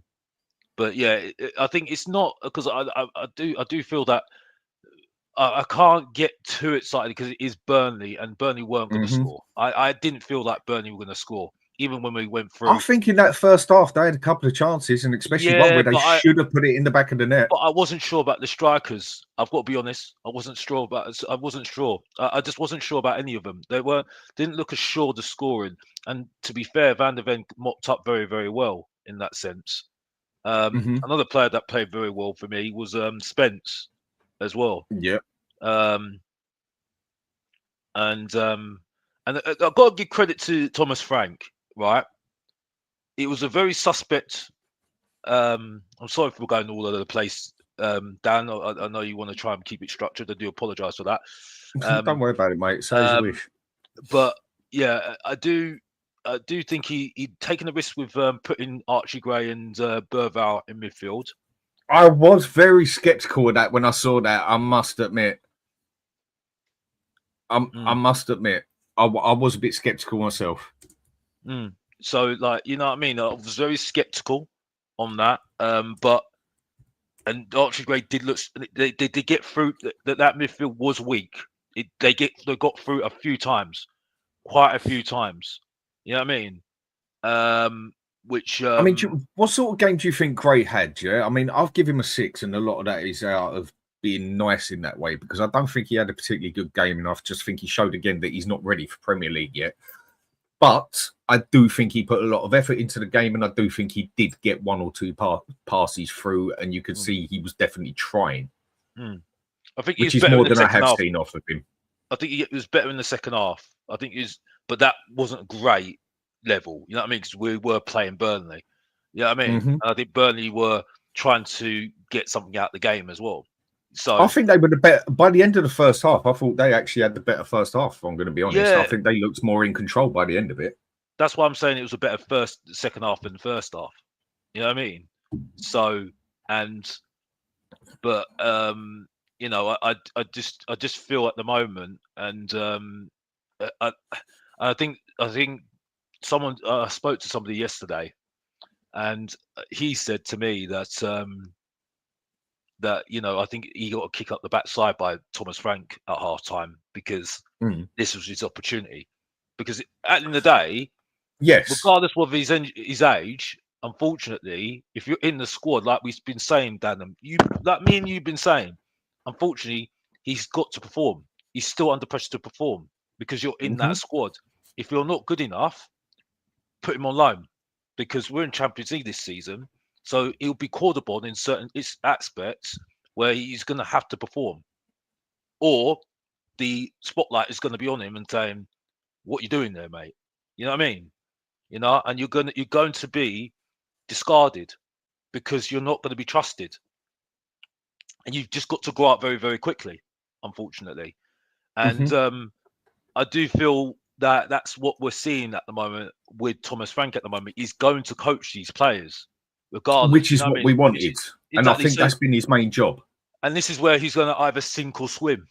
You know what I mean? So, you know, if he's going to be there, when I'm not going to feel sorry for him. Obviously, that I can't. I'm not going to condone all the other things that I said. You know what I mean? You know, like with what's happened to Tell, right? Which I'm not going to go into. But mate, that's irrelevant to the game. That's for what I'm this saying. game. Yeah, I'm just trying to make that clear. You know what I mean? Because people can look at it a different way. What I'm saying, but I'm just saying that you know, it's either he's going to have to sink or swim, and it's the same with Bergvall. You know what I mean? Because I think Bergvall was a bit shaky as well, a little bit. You know what I mean? It's like he only had a few moments. You know what I mean? So I think this is the time where he's going to coach these players. He's going to try and coach these players as much time as he can. But this is the time where I'll say, okay, here you go, son. If you think you're that good, go and show yourself. He was okay in the second half. He was okay. He had some good moments like Bergvall did, and Bergvall had more moments than him. And that's it. Johnson confuses me. Johnson confuses me a lot. I mean, look, before you go there, let's just quickly go through the players I've got to finish off because I want to get the players into it. I mean, I think we can both agree that, again, that was not a good performance from Gray, but it is only about his 6th game in midfield for us and probably about his 7th game that he's played actually in midfield in 2 years. I don't think that was the worst I've seen off of him. But again, I don't think he was good. And I don't think he's ready for that first team yet. But I will give him a 6 for the effort he did put in. And he didn't exactly cock anything up that cost us. So I think I'm going to be nice and give him a 6. I mean, so I'll go on to Sarr, I mean, for me, I thought solid. I thought he had another solid game. But I think he's another one that a few people are getting a bit too excited about because of the friendlies. He was good against PSG in the game he had yesterday. I'm more like, let's judge him after 10 games sort of thing. But for me, I'll give him an 8 because I thought he had a bloody good game. He's got a lot of energy, but he struggles with the football side. Okay. He definitely struggles with the football side. And this is what I mean by the football side. When he has to make that actual, I mean, yes, he did make that pass on to, was it him that put that pass on to Johnson for the goal? That was cool. But I do feel that Burnley made it easy for him. You know what I mean? You know, it was an easy pass to make. Let's be honest, right? But there were certain times where, when it came to the crunch of trying to get through, right? If he wasn't like running or using his energy, it just wasn't happening. The chance wouldn't happen. You know, he just isn't that guy that's got the football side. You know what I mean? Bentancur could do it. Bergvall's got it in him, I would say. He's got that final pass in him. But I just don't think Sarr's got that. He hasn't got that football side of him. Energy-wise, athletic-wise, he's got it all day long. One of the most energetic players out there. I mean, for me, I say he's in the wrong bloody sport. He should be doing athletics, if I'm going to be totally honest. Because I think he could run around that pitch 100 times. The man has got a solid engine on him. Because whenever he's on the ball, I'll be honest with you, but he don't get me off my seat. He doesn't. I just don't think anything's going to happen. You know what I mean? Not like Kudus. When Kudus is on the ball, you know what I mean? Or a Maddison's on the ball, I'm up. So I'm thinking, what's going to happen? What's going to happen? Yeah, but total different types of players. There, I know. He's not a playmaker, is he? No. But I'm just saying. I'm just showing I'm just giving context of what I'm saying at the moment. You get what I'm saying? You know, I'm not silly. I know they're two different players. I get where you're coming from. Yeah. I'm just saying that certain players are, you know, certain players you can see it, you know, the way that they are. And for me, he doesn't. I know that, you know, he's not that guy. He runs, he does everything. He's got the energy. He makes some good tackles back. But I think there's certain times in the game where he just hasn't got that football sort of skill quality, where I don't know if he's going to ever have that quality anyway. But he's a very hard-working guy. He's kind of like a Henderson, for instance. I think that's where we're going to be at with him. Maybe you know, he might be an Henderson in one time, because Henderson was kind of like that as well. He didn't have skill. He didn't have that quality. Saying that, sorry to interrupt you. Saying that, do you know what? I think that's quite a fair assumption, apart from the tackling side, yeah? Because Henderson wasn't a good player, if you want to put it like that, but he was a good player. I know it sort of contradicts itself. He was excellent captain material, and he got his job done on the pitch. definitely noticed when he weren't there, and he wasn't the greatest passer. He wasn't very skillful. He wasn't very this and that. But I think he would. I think you could relate Henderson and maybe even Sarr, not to the same quality as Henderson, with who's the one who went at Atletico Madrid that Sava really wanted? Gallagher. I think he's the same sort of player as Gallagher, but just nowhere near as physical as such. And I think Henderson, you can rate to Gallagher sort of thing, same sort of player. Yeah, it's not really about the skill with them. It's more about just getting stuck into the game and just consistently getting everywhere you can. I just don't think Sarr's quite so much on that physical side. Is that basically what you're saying? Yeah. So I can agree with that. I think that's a fair assumption. I was going to compare him to Gallagher as well, because I don't think Gallagher's I don't think he's got that football side either. To be honest with you, I think he's got he's very athletic, and he's a very good, strong captain and good personality to have in your squad, 100%. But I wouldn't look at him and say, "Oh yeah, I'd love to go and see Gallagher one day." Yeah, great. But I know what sort of player he is and what sort of player he would be to a side. You know what I mean? Good player he would be to a side, like McGuinn for Aston Villa. You know what I mean? Another player that I think is a very underrated player and very good. Yeah, absolutely. And you need those sort of players. You need those sort of players at the end of the day. You know what I mean? They're players that you notice more when they're not on the pitch than when they're on the pitch. Exactly. So that's the thing. So that's how I would see it. But like I said, I do feel that those players, that's the sort of player he is at the end of the day, and I think that's where I'm at with him at the moment. So, and Bertha at the moment, I'll leave it there because I think you're moving on to those other players. Bergville is the next one I'm going to go to, but Sarr for me had an 8. I could even, for the effort he put on top of it, if I'm going to be, you could even say he had a 9 with the engine that he used as well. I think he had a solid game. I think he had a really good game. I mean, and Bergville as well, I think he's still got a hell of a lot to learn. And I think it also showed again yesterday that it's his final third that lets him down. I think he's very good at getting places on the pitch. I think he's very good at getting into positions. I think he's very good at taking a player on even. But with him, for me, where we need the improvement, and he is a young player, so due time, and I think Frank will coach him well, it's the final third when it comes to him. He seems to get a lot right, but when it comes to that final third and pass or shot, is where he seems to cock it up basically most of the time, or you don't get the end performance or out of the situation. The problem I think he had a good game. The problem is with Bertha at the moment. People are saying he's fascinating as well, but at the end of the day, well, he's no different to bloody Sarr, and people don't rate Sarr. You know what I mean? Because he's just athletic. So for me, yeah, he has his moments, great, but you need to do more. You get what I'm saying? Like you need to have a final pass. You've got to have something at the end of it to make me say to make me say something more. You get what I'm saying? And it's got to be consistent. With Bergville, you can see there's a chance. There's something there. You can see there's a good footballer. But Dan, I'm going to be harsh here. Great, right? Great. Yeah, there could be something there. Well, you got to start doing it, mate. You know what I mean? Yeah, you're young, but unfortunately, time don't wait for no man. No, you know what I'm saying? I agree. And like I said, when we're looking at players like Eze, you know what? You say that, Alex. You say that. I've got that tattooed on my hand. There, time don't wait for no man. It's very true. But Bergville, you can actually see there is a skillful player there. Yeah, and you can see I think there's a lot to come of him. Whereas when you look at Gray, it's a bit. But do I even see a sort of player there? But I think Bergville will improve. But Dan, that's to be seen at the end of the day for me. Like I said.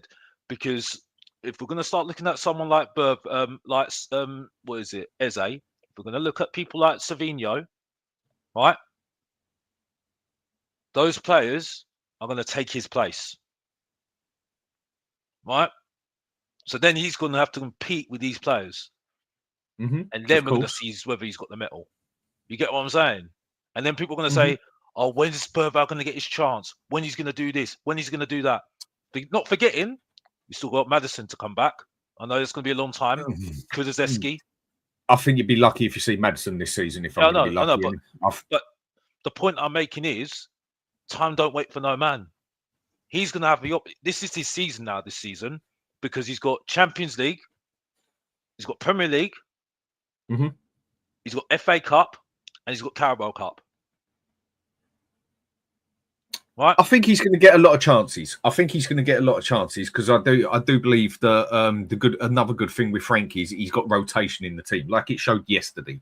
Not that I agreed with the starting lineup, as in the middle with Bergvall and Gray. I didn't like that, but I think a lot of players are going to get a chance. Same as I think if Gray stays, I think he's going to get his chances in the middle to try and prove himself.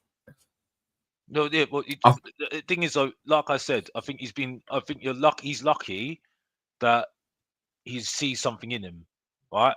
Mm-hmm. And the thing is, though, like you know what? Sometimes he goes on so much, Alistair Gold, right? But he gives you those little nuggets in his video blogs, yeah, right? And what he says about Frank is quite interesting. He hasn't spoken to some of those players. He hasn't spoken to some of the players. He's spoken to certain players, and you can see who he's spoken to because they're playing very well at the moment. So I guess he's been speaking to a lot of Bentancur. Because who's playing a lot more? Bentancur, right? Kudos. Looks like Kudos is getting spoken to a lot. Richie getting a lot of spoken to a lot. Mm-hmm. He's obviously going to be speaking to Romero a lot, right? But a lot of those players are not even had a word with him, right? Only his coaching staff have spoken to him, right? Okay, so it gets to a point where I think Frank is going to, because at the end of the day, Frank ain't got. He's been ruthless. When I said what I said on Sav's show, I said he's got to be ruthless. He's been ruthless with the youngsters. He has been ruthless with people like Mikey Moore. Right? He's been said, sorry, mate, I ain't got time for this. Go on loan. Donnelly, sorry, mate, got no time for this. Go on loan. You're not ready, mate. You need time. Mm-hmm. You know what I mean? And by the way, honest truth, it's just common sense, mate, and context. That's where I'm getting it from, because I know football, mate. You know what I mean? Alex, yeah, just forget about that side of it, yeah. But yeah, when it comes to Bergvall, I think you can definitely see there is a player there, and there is definitely room for a lot of improvement there. Whereas Gray, I just haven't really seen nothing that he's going to tell me that he's going to be a good player as such. There's still a hell of a lot to prove there. Same as Bergvall has, but at least when you look at Bergvall, I think you can see there is a football player there, and he is only young, and I think he's going to get chances. And I do think Frank will improve him. But I think the main bit we need to see off of Bergvall, we need to see the improvement in the final third. Yeah. Where you've got to deliver. It's all good being able to run around, get the ball, do this, do that. Yeah. But if you can't do that final pass and whatever else in that, it sort of makes you pretty amazing. He's the same like Kulusevski at the moment. He's the same like Kulusevski. That's why Kulusevski don't really fascinate me that much. He's that guy that just assists the assister. You get what I'm saying? Like he's the guy that just runs, gets to that point, and then he leaves it to that assist person to actually make the assist. You know what I mean? And at the moment, for me, that's not a top player for me. That player can do everything. You get what I'm saying? And at the moment, I see where you're coming from. I see him, and I watch him. I watch him at the pitch, and I'm just like, yeah. And everyone's getting all giddy about him. Yeah. Oh my gosh, he's doing this. Oh my gosh, he looks so good. I'm like, okay, like what? I don't think it's consistently like that. I mean, I've seen a lot of people say more of the fact that there's a player there than instead saying he's a quality player already. Yes, you're going to get some of the Spurs supporters saying he's the dog's bollocks, whatever else. But I think a majority have said and will agree that it's more, there is definitely a player there and you can see it, and they're looking forward to the improvement when it comes to Bergvall. I mean, me yesterday, I give Bergvall a 7 because he did nothing wrong. I think he got a good passing or two. He kept himself in the game. And I think, like Brian mentioned there, I think he grew into the game better in the second half. Because, like I said, at the first half, I thought Burnley was actually the more solid team by the end of it. They still so last one's they were still getting through. Of course there is. There's always room for improvement. Because that's where I think those. But this is where they were a bit weak there. You know what I mean? But yeah, go on, carry on, sorry, mate. Yeah. And I mean, now we go to Johnson. Yeah, I mean, for me, bar that goal, I thought he had a fucking shocking game. Again, a bloody ghost. And people are going to say, yeah, but he scored the goal. This, I understand that. But as a striker, you can go missing for the whole game. As long as you score the bloody goal, nobody cares. Goalkeeper, you can go missing for a whole game. As long as you save that bloody goal, nobody gives a shit. If you're going to play as a winger, You need to be involved in that game consistently. You need to be doing crosses, passes, this and that. And for me, again, I thought Johnson just ghosted that game completely. But then that was a good finish at the end. A one-on-one goal, wasn't a tap-in, put it in there where it needed to be. So credit where credit is due. But apart from that, mate, I think he was a fucking ghost. And this is why I just do not rate Johnson as a player. But over the past year, he has been our most consistent scorer as well. But I do think he had a bloody ghost of a game, bar that goal. I totally agree with you. I didn't notice him at all. Like I said, and I'll give credit to Sav on this one. I think he summed it up perfectly.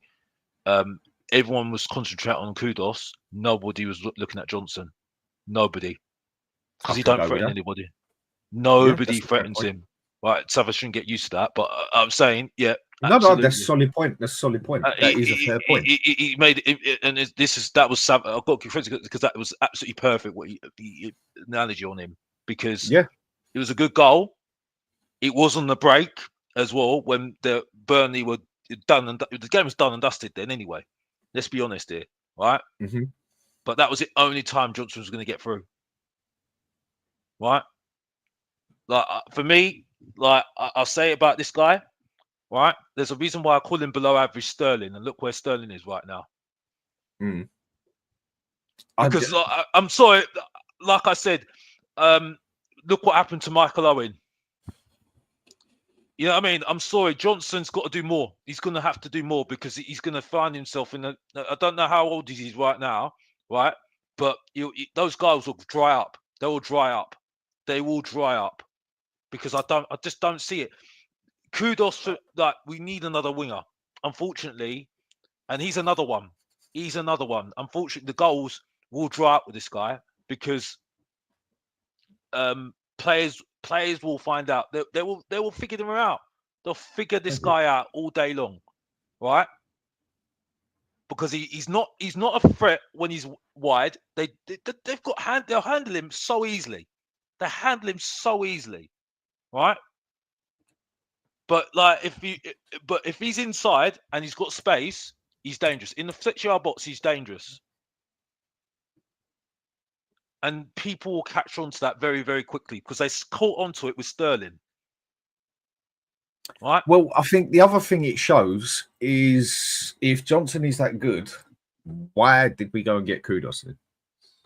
Why are we looking at Savino? I think Johnson is like what Mr. McGee says here, time for Johnson to be a super sub.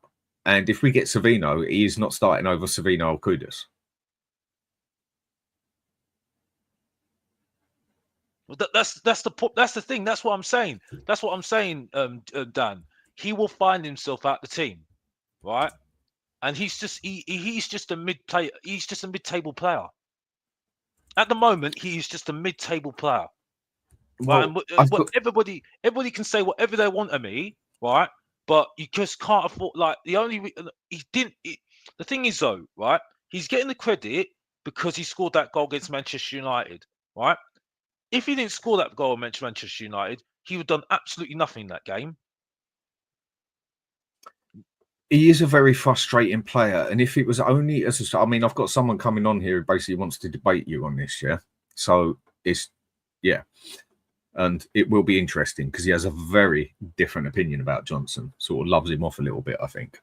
And in that aspect, again, if he was just actually a striker, you could accept that style of play in it. You could accept it that he can go missing for 85 minutes, and as long as he taps it in, you don't care. But he's not. And again, like I said, for me, he just completely ghosted the whole fucking game apart from that tapping. Well, tapping, sorry, it wasn't a tapping. It was actually a good finish. So I said that wrong. He actually had it one-on-one with the keeper, and he actually placed it really nicely. Fair play to him at the end of the day. But again, another ghost of a game. You might as well play with 10 men with him on the pitch, bar when he gets on the side of the post or maybe gets a goal like that. And I think that is actually very frustrating. You need more out of a winger than that. Exactly. That's what I'm saying. I'll be honest with you. All the bear does more, and he doesn't even get past players. He doesn't even get past players. I'm not being honest with you. This is what I'm saying. because people tell me that this guy does more. Like I said, it's like, this is why I go games. Yeah, and someone reminded me, like I said, I'm thank you this person that says it, and he knows who I'm talking about. Yeah, right. He said, "You got to go to the games, Alex. You got to go to the games, Mr. Box Office, because that's Mhm. you're lucky to be able to go to games." Boom, straight away. And people do not believe in Frank, by the way, because if I wouldn't be able to get a game, wouldn't be able to get to the game otherwise, because there was loads of tickets I mean, available. quick But question here off Honest Truth. Would you play Johnson up top, Alex, and down it? Do you know what? I Yeah. think that would actually be his better position. I think he might actually just be better as a striker. I mean, because he can put it in the back of the net. We know that, yeah. But apart from that, he's pretty much irrelevant in a game. Did Jamie Vardy hold the ball up? No, but he's a striker. Does Ollie Watkins hold the ball up? No, but he's a striker. You know what I mean? It's like I said, it's like I don't know what this issue is him not being a striker. But at the moment, it's for me, like that's the only way he gets better. You get what I'm saying? With time, he will just fall apart. As far as I'm concerned, like I said, there are strikers out there. There are people similar to him. That's why I call him below average Sterling. Right? Craig Bellamy was another one. But to be fair, Craig Bellamy did well. Try to grew with age. I would say, right? Dan Huckabee, another one as well. Back in the day, fell with time, and he will end up being that guy because he can't carry on just ghosting games, and teams will figure him out. Right? Champions League teams are going to be clever enough to think about it. You know what I mean? Be clever enough to do that. You know what I mean? Well, then let's have a little talk about this then. I mean, the last two I'm going to go to then quickly, and that before we go back to this Johnson thing, because Ben is, I mean, Ben, you're a bit dark there, mate. I mean, are you in the shadows or something? That's better. And I think Kudus, you can just, I haven't got a lot to say really in the aspect that he had a fucking excellent game. And I think you could give him a 9 out of 10. Because I think, for me, it was either him or Porro that I think actually had man of the match. I don't think Porro got noticed as much as he should have done. I think he had, mind you, I can say Richie had an excellent game and man of the match as well. I think we can both say Kudus, solid as, flair, skillful, involved in the game, set up the goals. Exactly the sort of player we've needed and screened for a long time. And I think Richie was fucking excellent I well. disagree with you about man of the match. I think Kudus was man of the match for me, but that's just me. Yeah, I can go with that even. There's three of them I can pick. We can agree on, and you know my feelings on Richie. I'm still getting rid of him, right? But yesterday, after what I saw yesterday, and let's be honest here, he's head and shoulders above bloody Solanke at the moment. Oh my god! Oh my gosh, that player! Oh my gosh! Right, if what looks can kill on that one, he is night and day better than bloody Solanke at the moment. Who is not even half a player, like, you know what I mean? And he's £60 million we're talking about.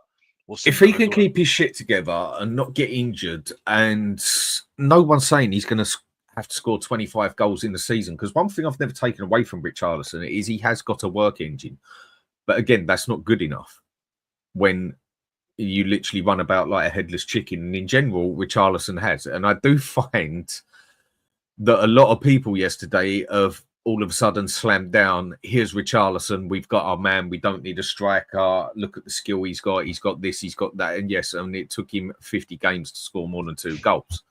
So I'm not going to down his performance yesterday, but this is where I think a few people need to just calm down a little bit. It was Burnley, our first game. 2 world-class goals. They weren't just fucking good goals. His second one is already up there for goal of the season, basically. And he had an excellent game. So I'm not going to take it away from him. But again, I just think a few people need to calm down a little bit on this one. And yeah, I could go with Kudus man of the match as well. I could give him a 9, and just for the goals, I think I have to give Richie a 10 sort of thing. I mean, I think there were times he wasn't that involved in the game, but just for them finishes, you could argue him man of the match as well, because I think he had a brilliant game. But right, what I'll go to here. Ben, how are you doing? Seeing as you want this debate with Alex. And yeah. Hey, listen, I've done no sound check. I was about to jump in the bath and I heard you 2 arse clowns talking about my boy Brennan Johnson. And I want to talk about here we go. Go for gold, mate. All right, here we go. Go for gold. Am I even coming through all right? Like I said, I've done no checks, no nothing. Are we good? The light is terrible, mate. I'd love to see your face, you know. You wouldn't. Hey, box office, you wouldn't, mate. Johnson. So me and Dan had this conversation yesterday. I've got to tell you. The debate was this. Can you call Johnson a bad player? Look, listen. We all see the way he plays football. He's fucking terrible. He does tend to ghost. But overall, can you call him a bad player? Now, listen. He's got 30 goal involvements. 30 in 2 seasons.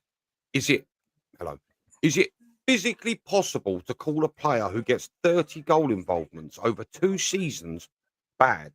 Listen, I see what you see. In game, he's no good. But you can't argue with this guy's numbers. He's such an irritating player because if you put his numbers next to a more fancy sounding name, like an Eberichieze or whatever, you're looking at a 60, 70 million pound player there. Because I'm sorry, to get double figures in 2 Premier League seasons back to back is mightily impressive. And what's even more I'll come back to you straight away. I'll come back to you on that point straight away. Right? Put a top player in front of him. I don't think he's getting those goal involvements, mate. Yeah, go by Kudus and go by Savino. He's not even getting on the pitch. He's not even getting on the pitch. And this is my point, because I've got examples of players who play similar to him, right? Like Sterling, who's I think was doing a top team, like Man City, right? When he lost his pace, when he lost that edge, right? Okay, Joel's dried up, and now no one wants to take him. But that's not the same. That's not the same for that's not the same for Johnson at box office. Like the guy out of Gray, he has a particular set of skills, and that is to get in the box when he needs to be in there and get those goals. But listen, I see strikers that don't do that as well as he does. And again, what bugs me is people say, "Oh, you love Johnson." I don't love Johnson. I'm just saying, everyone's like, "Oh, he's a dog shit player." You can't be a dog shit player with those fucking statistics. It's not possible. That's all I'm trying to say. But like I said, right? He had who's his wingers last year? Who's his wingers last year? Timo Werner, Alderbear, who was injured most of the season, Mikey Moore. So it's easy as pie to get into that bloody team. I'm sorry. But you can't base it on whether or not he gets in the team. Heung-Min Son, who's absolutely dried up. No disrespect to the Heung-Min Son fans right now. You get what I'm saying? Mm-hmm. I'm saying, yeah, I can't argue the numbers, no. But the thing is, though, you've got to look at the context, because unfortunately, like I say, I'm not that guy that does the stat thing anymore, right? Because the context is me seeing what I see on the pitch. And when I watch this guy, right, he always disappoints me. Yeah, he only turns up only 1 minute of the game. He scores a goal and then he says, "Oh, look at me! Yeah, I proved my point." But like I said, it was against Burnley, right? And like I say, like I don't see anything improving in this guy. He's not improving. Yeah, he can improve the numbers because he gets in the right position. He's a cheat code. Let's just say he's a cheat code. Yeah, but other than that, nothing else. Nothing else. Office. Are you categorically saying he is a bad player? I don't rate him as a player. No, I think he's a bang average player. Okay, fine. Now, but Dan, bang average player. No, that's fine. Dan, we had the same conversation yesterday. And again, people that are watching, I'm not necessarily sticking up for him. I'm not saying the guy's world class. You are.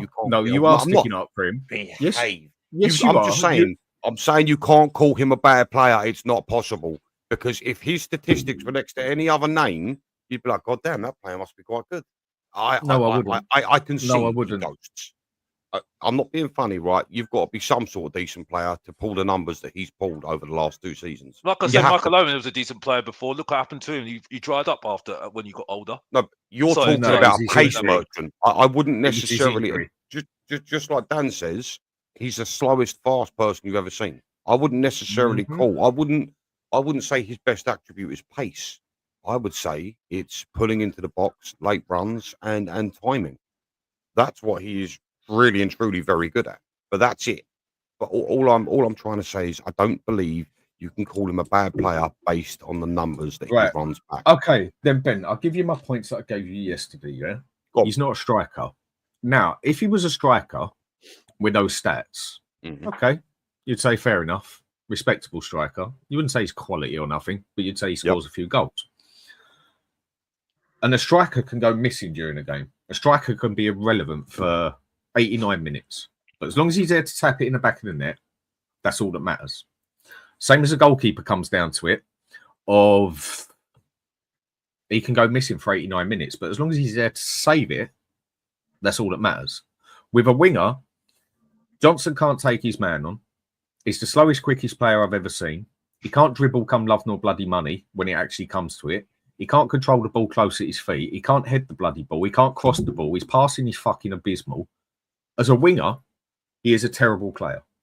Now, he can tap it in at the post and everything, and yesterday he finished that quite nicely, yeah? No two ways about it. But the point I made to you yesterday on why you cannot call him a good player as such is because he goes missing over a game. And it's only a striker that can do that. And if I go through his stats here, like I did with you, on why, again, I will not rate him as a good player. Right. Who did he score goals against? Carrier bag. Ferencvaros, I can't even pronounce the bloody team. Okay, he scored a goal against Roma, the worst Roma team there had ever have been at that point until halfway through the season. Did he score against Galatasaray or AZ? No. Rangers? No. AZ Alkmaar? No. Bodø Glimt?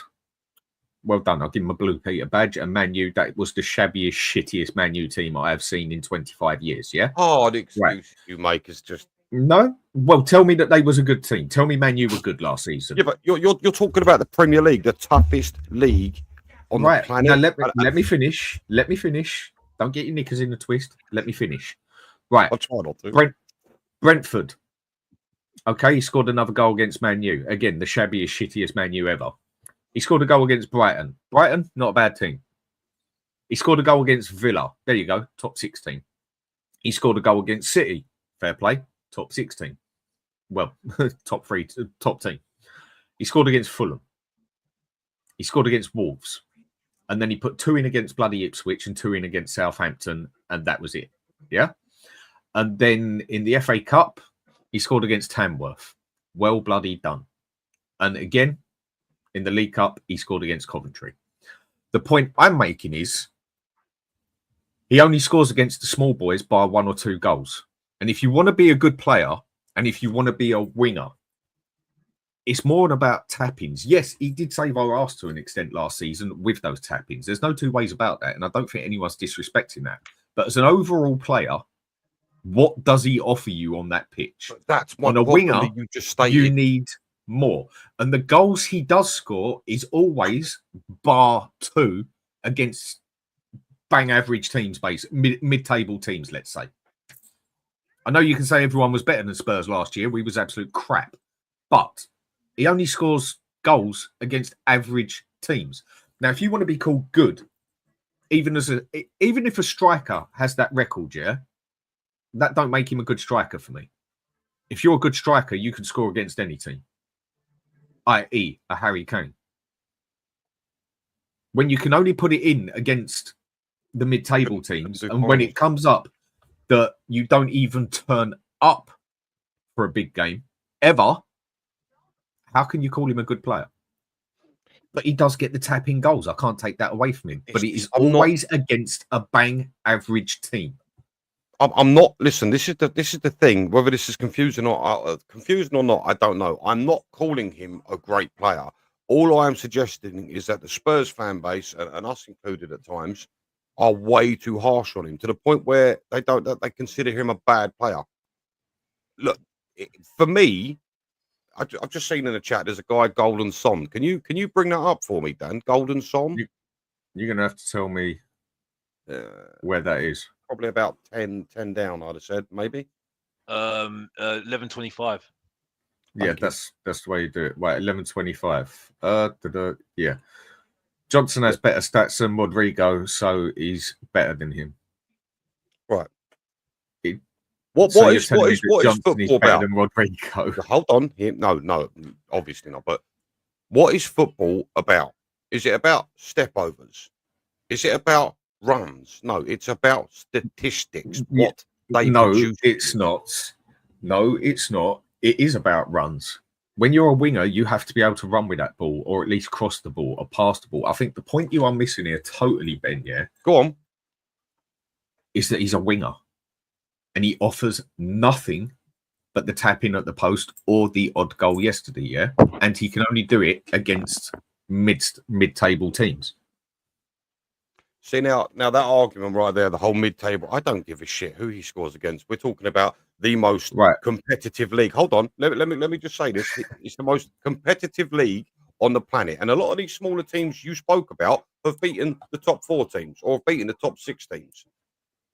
So that's really and truly neither here nor there.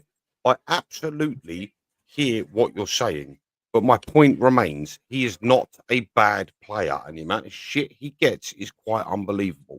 And I find it difficult when you look back and see what was his first season, 10 assists and 5 goals, I think it was, something along them lines in the Premier League. I think it was 5 goals, if I remember correctly. Okay, 5 goals, 10 assists, that's fine, right? So straight away, double figures. Had that been Maddison, you'd be like, oh my God.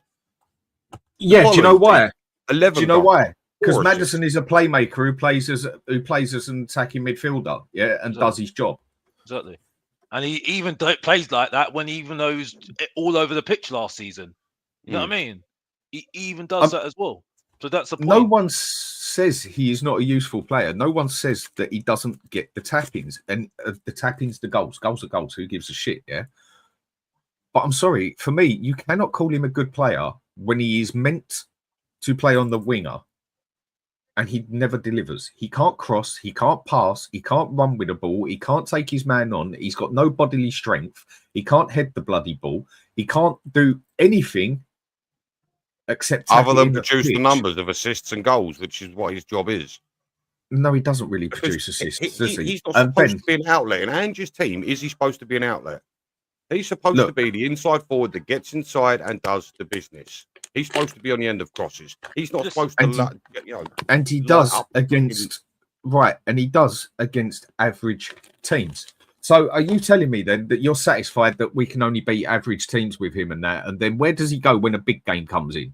Okay, he got that tap in with Man U, but the only reason he got the actual goal against Man U is because they couldn't. I'm talking about the final, is because they couldn't work out whether it came off the keeper's hand or Johnson when it went in the back of the net. So regardless, he was where he had to be when he had to be there. Right. And he won us the fucking trophy. Then where is he against Liverpool? When we score 3 goals, he wasn't in it. Where was he against other game against City? Where is he Chelsea when it comes to the big games? Well, we had this chat yesterday. So how about this? So if a player in a season scores 6 goals and they're all against the top 6 sides but doesn't score for the rest of the season, does that make him a better player? In your opinion? It depends what his job is during the season. And if you're a winger, you're meant to do more than what he does. So, okay, if he's a good player then, why the fuck have we just gone and bought Kudus? Exactly. If we go and get Savinho, is Johnson even going to get a look in on the pitch? I'm not. Again, you are missing the point. I'm not trying to sing his praises. I'm trying to defend someone who I feel gets a lot of unfair hate. I've heard a lot of you say, no, hate is he's a terrible winger. He's a shocking winger. But I think can you be with the numbers, boys? Yeah. But I think the angle is, I think we're going to 2 different angles here. You're going for the numbers. I'm going to see what I see on the pitch. And there's too many times I've seen. What's more important? What's more important? Yeah, you can say whatever about the numbers, but unfortunately, the context is that what you see on the pitch. That's fine. What's more important, what you see or the numbers? You could argue both. Both are important. That's what I'm saying, because I don't just go on numbers anymore, because you have to look at the context. And the thing is, though, if we're basing keeping Johnson for a long time just on his numbers, that's a massive mistake. Because like I said, there are other players out there that were better than Johnson and they fell off. And if he doesn't improve, he will fall off. Because the fact is, decent players will go over him all day long. Right? Lucas Moura, I didn't rate whatsoever. Right? In terms of, he always was the guy that just runs, but he got goals certain times. But, and did that amazing hat trick. But, and worked hard. But, when it came down to the crunch, he was just doing the same thing every single time. And he frustrated the hell out of me. You know what I mean? So, and maybe he's not a good comparison, because like Johnson scored goals and that was it really. But you can say the argument for Timo Werner. Timo Werner didn't get scores, but he was at the right place at the right time all the time, right? To get into that, to make that assist or whatever, right? Box office. Can I just agree with that? Could you imagine if that man could actually score a fucking goal? That's the He'd point. be a very decent That's player. the point. And listen, Ben. This is a good debate. This is a very good debate because this is going to be a debate that everyone's going to have, or should be having, on everybody's shows right now. You know what I mean? Because this isn't, we just want to see our team get better. But I go on what I see, and this is why I say this is so good I think this is why it's great to see a different team than what we were seeing over at Ange, because I think what Ange was doing helped Johnson massively to get those goals. You know what I mean? Because you can see right now, not in an Ange system, Johnson struggles massively because now it's like on him to do stuff now. You know what I mean? It is only the first game.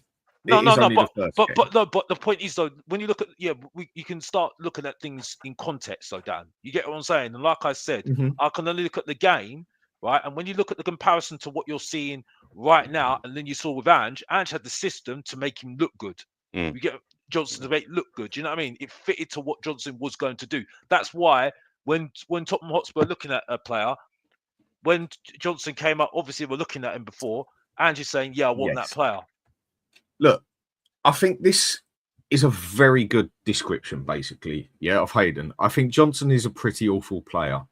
He's fucking terrible, but can also be very helpful to have. That's how I feel. That is where I'll go with. It is true. He can get, whether they're tap-ins or not, I don't really care at the end of the day. Ange's system suited him perfect, and that was basically like you're playing FIFA. Put it across the goal, and there'd be someone at the back to do that sweaty little tap-in at the back. You know, the one that really pisses you off when you're playing good at FIFA, but you know you're playing a 12-year-old who just knows how to do that sweaty tapping, And anyone who's played FIFA will be able to vouch with me there, Good job, I was bloody good at it. And the thing is with that is what he is. What does he off? Now, what is football? Is football a one-player game or is it a team game? What do you play as 11? A team. 11 game. Oh. Right. So what does he offer the team as a winger? I wonder where Tottenham would be if we didn't have him this last season. You didn't answer the question. What does he offer the team as a winger? Nothing. There you go. He's not a good player.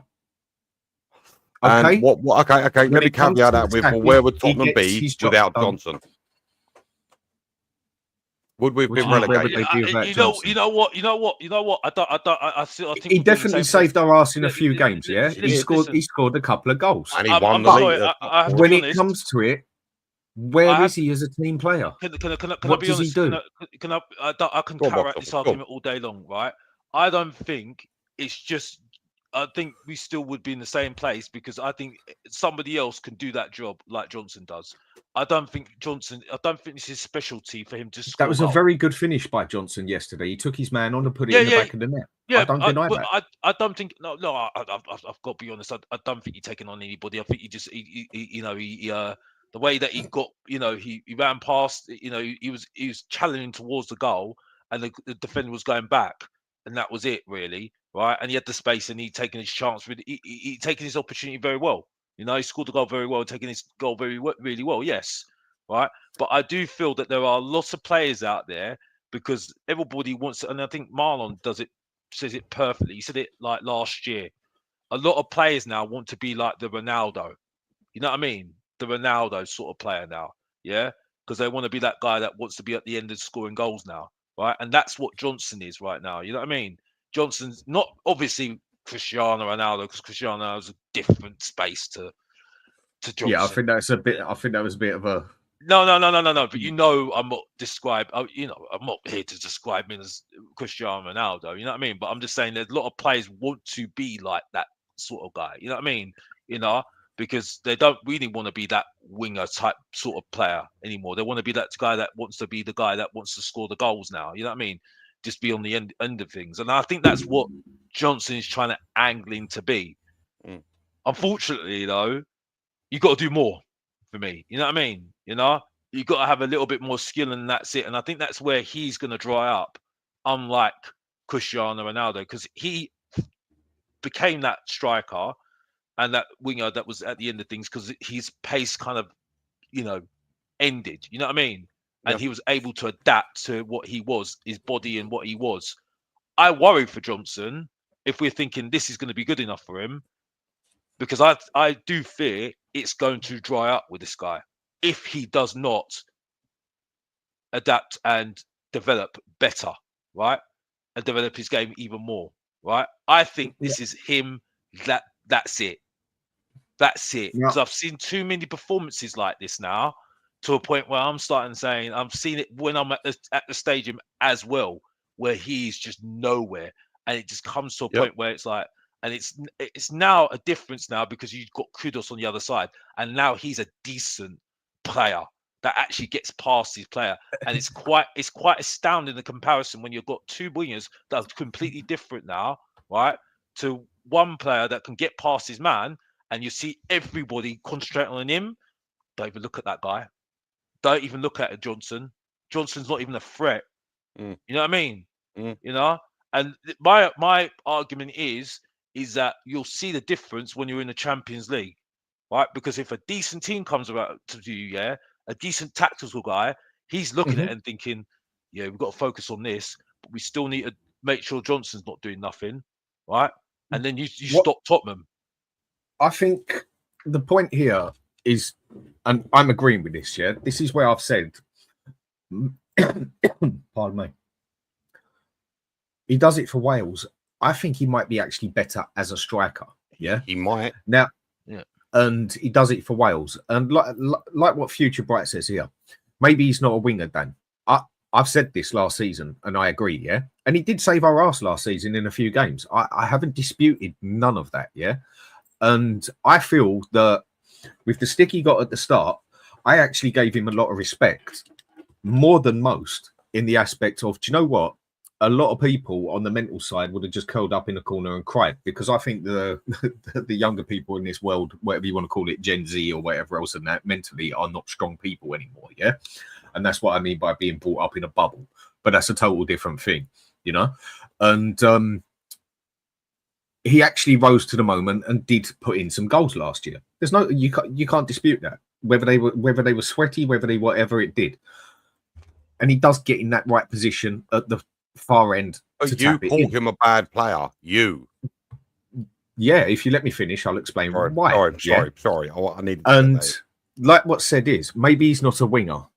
Maybe he needs to basically change his position and position him as a goal scorer. To be fair, will help him. I don't understand the shit the guy gets to score goals. Okay, the shit he gets is because as a right winger, bar that, he really offers nothing. And for me, you can't go missing in a game for 90 minutes when you are not a striker or a goalkeeper. When you are a striker or a goalkeeper, you can go and do that. And as long as you're there to tap it in. But when you're playing as a right winger, you've got to offer more to a team. Now, like what says here, I've said this, I agree with this. I personally think like he said, I think Johnson could work in a 3-5-2 as a shadow striker behind Richie and as Eze as 10 behind him. That would be the best. I agree. I've said if you put him up front with Solanke, it'd be a very poor man's version, but I think it'd be like a bit of an Eski and an Owen sort of thing, And then when he goes missing for 89 minutes during a game, but he's there to put it in when it matters, you can justify it. But when he's playing as a winger or even an inside forward, and he offers absolutely nothing to the squad as a whole, bar what he does, which you can't take away from him. But whenever he plays a good team, he don't even get his goal, and he's irrelevant. Tell me a game, bar one I can name, maybe two if I'm pushing it, that you actually knew he was on that pitch for, and I'm going to be nice, 75 minutes. Give me a game. Yeah, I think the mic just dropped there quite nicely. So we'll call that 1-1 on that one, No, okay, so I'll tell you the games. I'll take the games we won that he scored the winner for. That is not what I asked you, Ben. I know it's off from it. Yeah, because you can't answer the fucking question because you know it's right, Give me a game where a winger is meant to be relevant for a majority of that game. I mean, okay, if he's getting marked out by 2 players, but he never even got marked out by 2 players. I'm not saying every time he played a decent game, he got cooked. What did I come in here and say, Ben? What I think you are missing, yeah, you're talking about him like he's a striker, yeah. On the wing, he does nothing. I think we'd actually get more of him out of as a striker as such. I think that might actually be his better position. Now, if you're going to play him as the only striker up there, not a chance for me, yeah, because it'd just get knocked all over the place, yeah. I mean, when you're a winger, you've got to be able to do something for the team as well. Now, again, I can't take the goals away from him, yeah. And you say stats don't lie. Well, stats do chat a lot of shit sometimes. We know that, yeah. If that was a striker, you could say, okay, that's pretty good. But then you'd look at who he scores against and you'd say he can only turn up against the mid-table teams. Now, when he goes and he's able to score consistent goals against a team like Liverpool, against a team like City, do you see Johnson having the capability to go out there and putting goals in against Juventus, putting goals in against Inter Milan, putting goals in against Barcelona, putting goals in against Bayern Munich, even Borussia Dortmund, even other teams like Ajax? What's one with the list? What I'm giving you is a list of good, solid teams that he never shows up. That he just literally doesn't just get a tap in, but he ghosts for the whole bloody game, basically. He doesn't come back and cover his place, hardly ever. Right. Timo Werner used to come back more than him and like help the defence and that. And this is why people say he's not a good player as a whole. When you add it up, I mean, Sava done it brilliant the other day. When we were talking about Johnson again and you was defending him, and then he brought up Savinho and then put him in the middle together of what they do on the pitch. And basically you had that much off of Johnson and then the whole rest of it was covered by Savinho, yeah? Mm-hmm. Now, okay, he got more goals than Savinho, but they had to play a different way. I understand that. Apart from that, I want my winger to offer more to the team. And that's absolutely fine. But I feel like you are missing the point. When I came in here, I said my argument for Johnson is the fact that he's not a bad player because it's physically impossible, considering what he has done with the numbers, to call him such. Like, I'm not saying he doesn't ghost in games. He does. It's awful. That guy is driving me crazy. I'm not saying that he's a great player. All I'm trying to defend him with is that people say, oh, he's such a bad player. We need to get rid. He doesn't offer anything. But you just said he's awful for going missing for the whole game. Yes, but at the same time, I'm trying to. So how can you say he's awful and how can you say he's not a bad player? He's not a bad player. You can't get 30 goal involvements in 2 seasons and call someone a bad player. Admittedly, he is not the all shiny, all glittering, all spinning winger that we wanted. Absolutely. But the fact that he drops those numbers season in, season out, and it's 2 seasons of us now, so it's not just a fluke. It's got to say something about him, is all I am trying to say. Right. You cannot call him a bad player. Do you want me to go into his first season then? Like his other season with us then? I think the thing you're missing as well, Ben, yeah, is that no one is actually arguing, yeah, that he can get a couple of goals. No one's. I hear people talk shit about Johnson 24/7, how terrible he is. He's bad. He shouldn't be anywhere near the first team. I hear that constantly. Right. So why do you think that why do you think we got Kudus? Because we need that more creative, more that a player that will run at someone and cause trouble. You need a winger that can fucking do something. Yes. Right. Why do you think we're looking at Savinho? Because someone's gone. Right. So we get them 2. Do you think Johnson's even going to get a look in, bar? Do you think he's ever going to get picked in that first team, bar maybe a bit of rotation here and there against a Burnley or something? Yeah. Can he take his right? I'll ask you the question. Right. Hello, Mia. Before I bring you into this as well, can he take his man on? No. Can he dribble the ball? Is he good at his feet with a ball? No. Can he pass that ball? No. He takes about what? Maybe he gets a good pass out of every 15, 20 attempts. Can he cross the ball? Maybe he gets it right twice out of 10, 15 attempts. Can he head the ball? Tell me what he offers as a winger, bar that one thing he does. Well, okay, producing goals and assists. Do you need a bigger argument than that? He doesn't really produce assists. He produces a few goals, but he doesn't turn up against a good team. Mia, how are we doing? Yeah, not too bad. I can't be long because I've got holiday things to do. Because I've got a mad flight, I won't actually be sleeping for the next more than 24 hours. So, oh God, rather you than me. Yeah, with the kids as well. Where are you off to, Mia? Alicante. Oh, very nice. Yeah, it's nice there. Yeah, it's beautiful there. Obviously, you've been listening to this, Mia. Go for it. Your side of the story. Yeah, I wanted to sort of back up Ben a little bit because I think it's a little bit unfair as well. He's got 2 versus 1 man. Like, come on.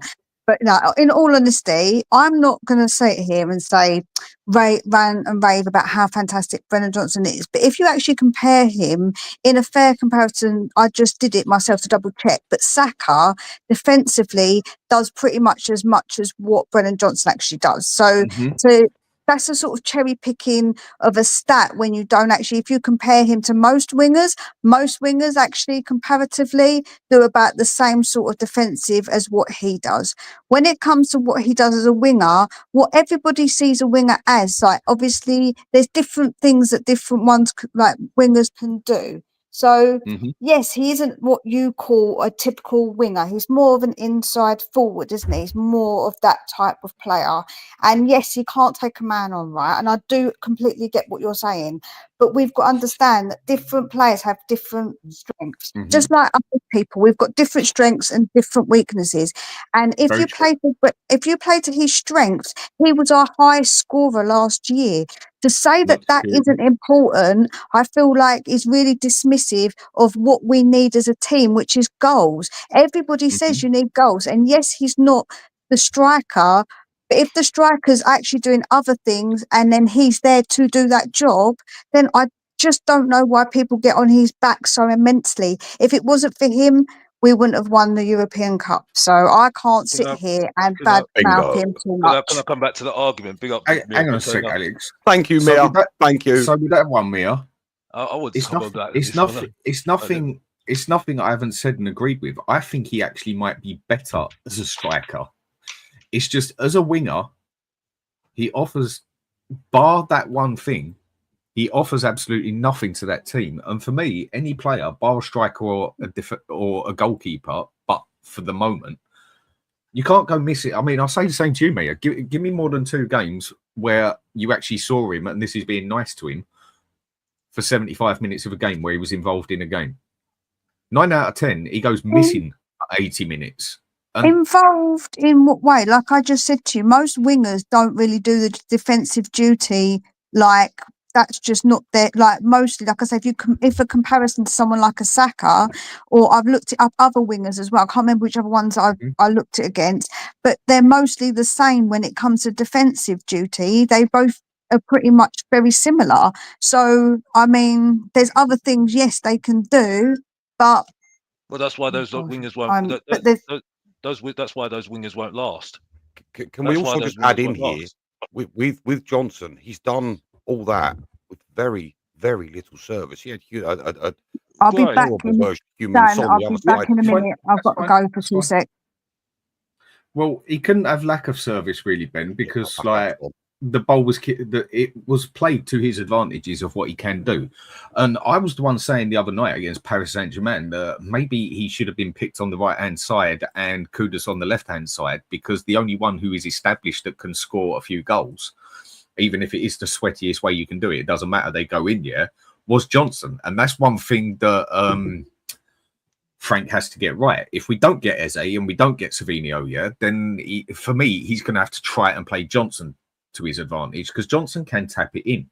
But I think the thing that people need to get is, as a right winger, he offers absolutely nothing bar that one thing. But this is you can't go missing, ghosting for 80 to 85 minutes of a bloody game, especially when you're not a striker.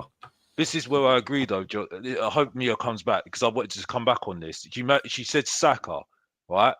And there is agreement there. He's done more than Saka in the last how many years, right? Because he's scored that goal that got us the Europa League.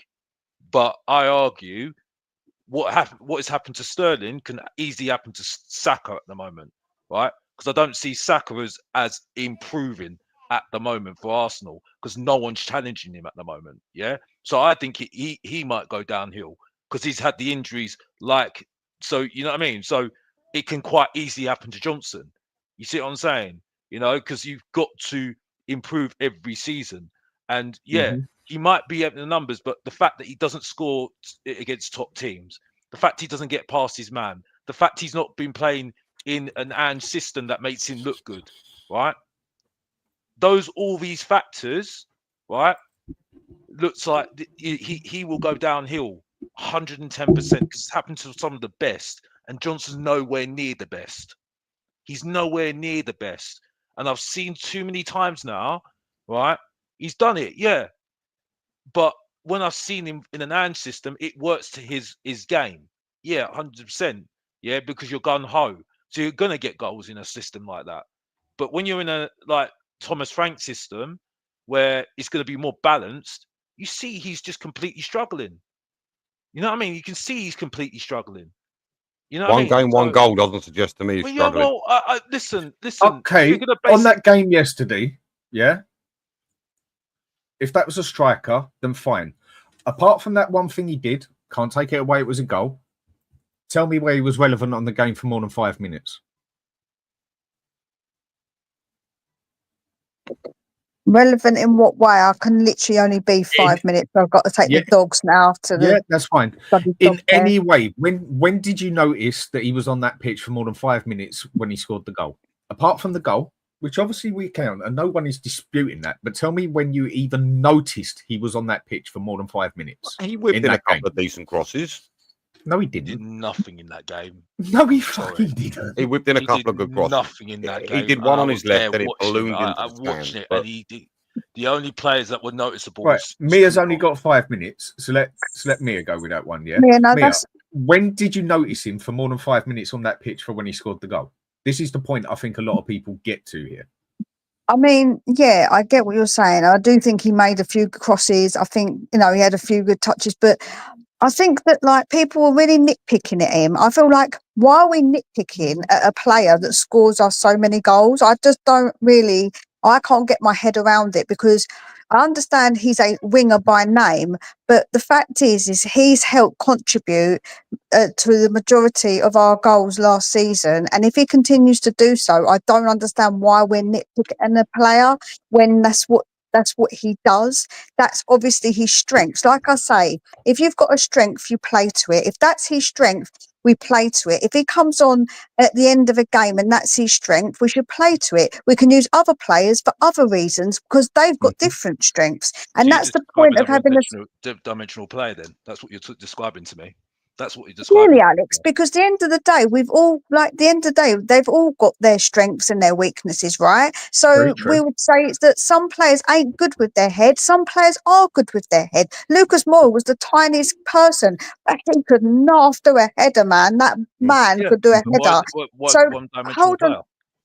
Not really, because I think that that's a strength that maybe another player hasn't got. So sometimes Llorente, we brought him on for the games because he was just a lamppost that we could just chuck the ball to, yeah. And yeah, you might say it's one-dimensional, but sometimes in the game you need that. Sometimes you need that in a game when there's certain situations, there's certain needs things that you need. So if you've got a cut, you use a plaster. If you've got a leg falling off, you wouldn't use a plaster, would you? So the whole point is that you've got to use what the best thing for that situation. And if Brennan Johnson comes on and scores us goals in situations where we need a goal, I just don't understand why anybody's getting so vexed about it. To go back to the argument, because now you've got to be quickly, right? So what happens with Savinho and Savinho Eze coming into the side? Does Johnson get a lock in to actually get any goals? That's But the isn't- point I'm making because it's a competitive. Didn't you Okay. hold on, Alexander? Did you not want depth? Is that not your thing? You say you don't want backups, you want depth. Isn't Oh that a good but he's a thing? backup. He's a backup because the thing He's is not, though, you don't like he's a- backup. Hold yeah, up. but, You say yeah, but to he's a backup everybody in. you don't You like just described. backups, man. Yeah, but he's just described. You just described to me he's a backup because he He's can't not a do this. backup. He can't do He's that. He can't do this. strengthening. And the No, thing is though, because everybody's got Hang on, different Alex. strengths. Let her finish. yeah, If go on. everybody's got different strengths, yeah, it's not a backup. It's just using in your armory what you've got. You need different things for different games, and we know that we need that. So we need strength in depth to be able to do that. Where sometimes we might need to play three at the back, so we've got a Danso who's like an old school kind of defender. Sometimes you need that. He But might not be. Hold on, he might not be better at other things. That say Romero, he's very good with like when he's very good passer of the ball, Romero. He can spot a pass and ping a ball. Maybe Danso's not good at that, but Danso's good at the long throws. Romero Yeah, can't do a okay. long throw. Yeah, So so- that's so not Let me about give being you another backup. point. Dan, Let me- Dan, can I just Let me ever give you so both quickly- another point. Hang on. Let me both give you another point here, yeah? Right. He scored a goal against Carrotbag. We won the game 3-0. Mhm. He scored a goal against Ferenc. I can't even pronounce the fucking name. I need We to won come back at Mia. I have to come back at Mia. Nothing against Mia. We- I like Mia. This we is what we I like won the about Mia. we She won gives the me all game these 2-1. points. I love it. So he helped us win that game, yeah? He got a goal against Roma, okay? Helped us draw the game. Bodo Glimt, he scored a goal. We won the game 3-1 anyway, so whether he scored or not. Man U, yep, they had to work out, was it the keeper's fault or his fault, but it went down to him. Fair enough. Right, he scored a goal against Brentford. We won 3-1. He scored a goal against Man U. He won 3-0. He scored a goal against Brighton. We lost 3-2. He scored a goal against Villa. We had won 4-1. He scored a goal against City. Fair play, big team. We won 4-0. Right, Fulham, he scored a goal. It was 1-1. That goal saved our ass. Wolves, we drew 2-2. He scored. Got us the draw. Ipswich, he scored 2. We won 4-1. We'd have won anyway. Southampton, he scored 2. We won 3-1. So you can say he saved us there. So what it also shows in the majority of his goals, they're also when we're winning games 3-0, 4-0. So his goals were pretty much irrelevant. They weren't lifesavers in that aspect. In about 3 of those games I've noticed, his goals really, really mattered because they got us the point or the game. The other point I'm getting at is he can only score against the mid-table teams at his very best, bar once or twice. And every time he does seem to score 2 goals or seem to score a goal is when we win a game 3-0, 4-1, whatever else. And where is he when we are getting spanked by Liverpool? Where is he when we are losing 2-1 to Arsenal? Where is he when we are like getting done by City? Where is he when we are getting done 1-0 by Chelsea? Where is he when we are getting What absolutely about all cooked the other? 5-1 What against about all Liverpool? the other players? You can't just put it all. Oh, where Yeah. is he? Where are the rest of the bloody players in that Wait, game I'm as getting well, told you, man? Mia. I just told Can I you. can I Is he in back the Mia most up? I just told you. We was Can I already please 3-0 back up. up what Mia's We saying? was No. already 4-0 up. We was already we'd already won the game 2-0. I just went through everything on here, yeah, where his goals. Okay, Aston Villa, we won the game 4-1. Okay, his game made it 4-1, but his goal didn't rescue the game for us, yeah? City, we won 4-0. He got a goal. Fair play again. If he didn't score, it didn't do nothing for us. Now, Fulham was 1-1. He scored that goal. He got us that point. Wolves, it was 2-2. He scored a goal. He got us that point. Ipswich, we absolutely destroyed them 4-1. 2 goals. It's always good scoring the goals, but he didn't rescue a game for us. Southampton, you can say he rescued a game for us because we won 3-1. And so when it comes to the games that matter, where we need his goal to win that game, I've named 2 that he done it. The rest of it was all games we was already winning 3-0, 4-0. Can That I is the just point back I'm up making. Mia on one point that she's making? She says course you've you got to can. use players for what they are good at. Can I ask you and everyone in chat, right, to give me an honest answer here? And this is I'm going to put Johnson against Kudus for a second. You ready for this? In a game, right? Mhm. Who is more likely to offer you an assist, Johnson or Kudus? I'm going to follow on to this straight after. Mhm. Right. When it it's gonna comes be with Kudus, playing- right? Are we in agreement? It's going to be Kudus. If With you Spurs, have- yes, because he's going to get played in the right position. West Ham, he got played right, centre, up front, this and that. He got Perfect. played everywhere. Okay, so now let me throw this at you. Let's just say we have Savinho, a creative left-sided winger. If you are in a game and you need a goal, let's just say we do have that Savinho who is able to deliver, right? It's a fair point. If you are in a game, my question to you is this: who is statistically more likely to get you a goal, Kudus or Johnson? Okay, I'll go with that. Fine. But then I'll go, who is more likely to charge that team up and get the whole team involved and work the game and be noticed for 80 minutes on the game and get the game working? What I said about Johnson is basically every goal counts, but only about 3 of those goals actually done anything got us something out of the game. I think the biggest one you missed out was the European Cup that he got us, actually, Dan. I think that's a pretty big goal to actually score and to be there in the right place at the right time. He got his toe to it. I didn't dispute that, but the question is, Mia, they gave him the goal. That to me, it blows everyone else like argument out of the water, because at the end of the day, he got me a trophy. I went to go and see a parade because of that boy, so I don't care. Like, he was okay, Mia. Because of him, man. I can't diss him. Didn't I mean, who scored that goal for Chelsea when they won the Champions League? Werner did, but does it really But does it like the end? No. Right. Okay. So are you now telling me that Timo Werner was a good player because he scored a goal and got him a cup? It doesn't mean that he's a good. What I'm trying to say is that all but for him, they wouldn't have won it. Yeah. So they owe him a thanks because he won it. So I just don't know why we're dissing on someone that we owe a thanks to. Because got a cup said thanks because of him, but we got a cup. But you're sitting here nitpicking him when he did something that no one else on that pitch could do in that game, in that important precious situation. No one took him. No one has taken that away from him. Yeah, but people say stats don't lie. Well, I've just give you all stats which tell you stats do lie. In the aspect of when he scored the goals, every goal counts. Yeah. But 3 of those goals he scored actually saved our ass, actually got us the game, or actually got us the point. The rest of them, we'd already won the game, whether he scored it or not. My point is, he does not turn up for the big games. Well, he's barely even relevant on the pitch for like more than 10 minutes in any bloody game he plays, bar 2 I can name. And he doesn't turn up against any big team, because as soon as he's got a half decent like left back against him, he's irrelevant. Yeah, he doesn't score against big teams, bar 2 goals where still got nothing. All his goals are in games that we've already won or winning, and he can't do it against anything but a mid-table team, and he doesn't produce anything against when it really matters, apart from that one game you've said there.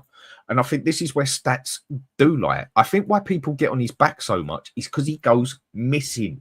He does nothing for the team except get you that tap in when you've already won the game, bar 3 that I named.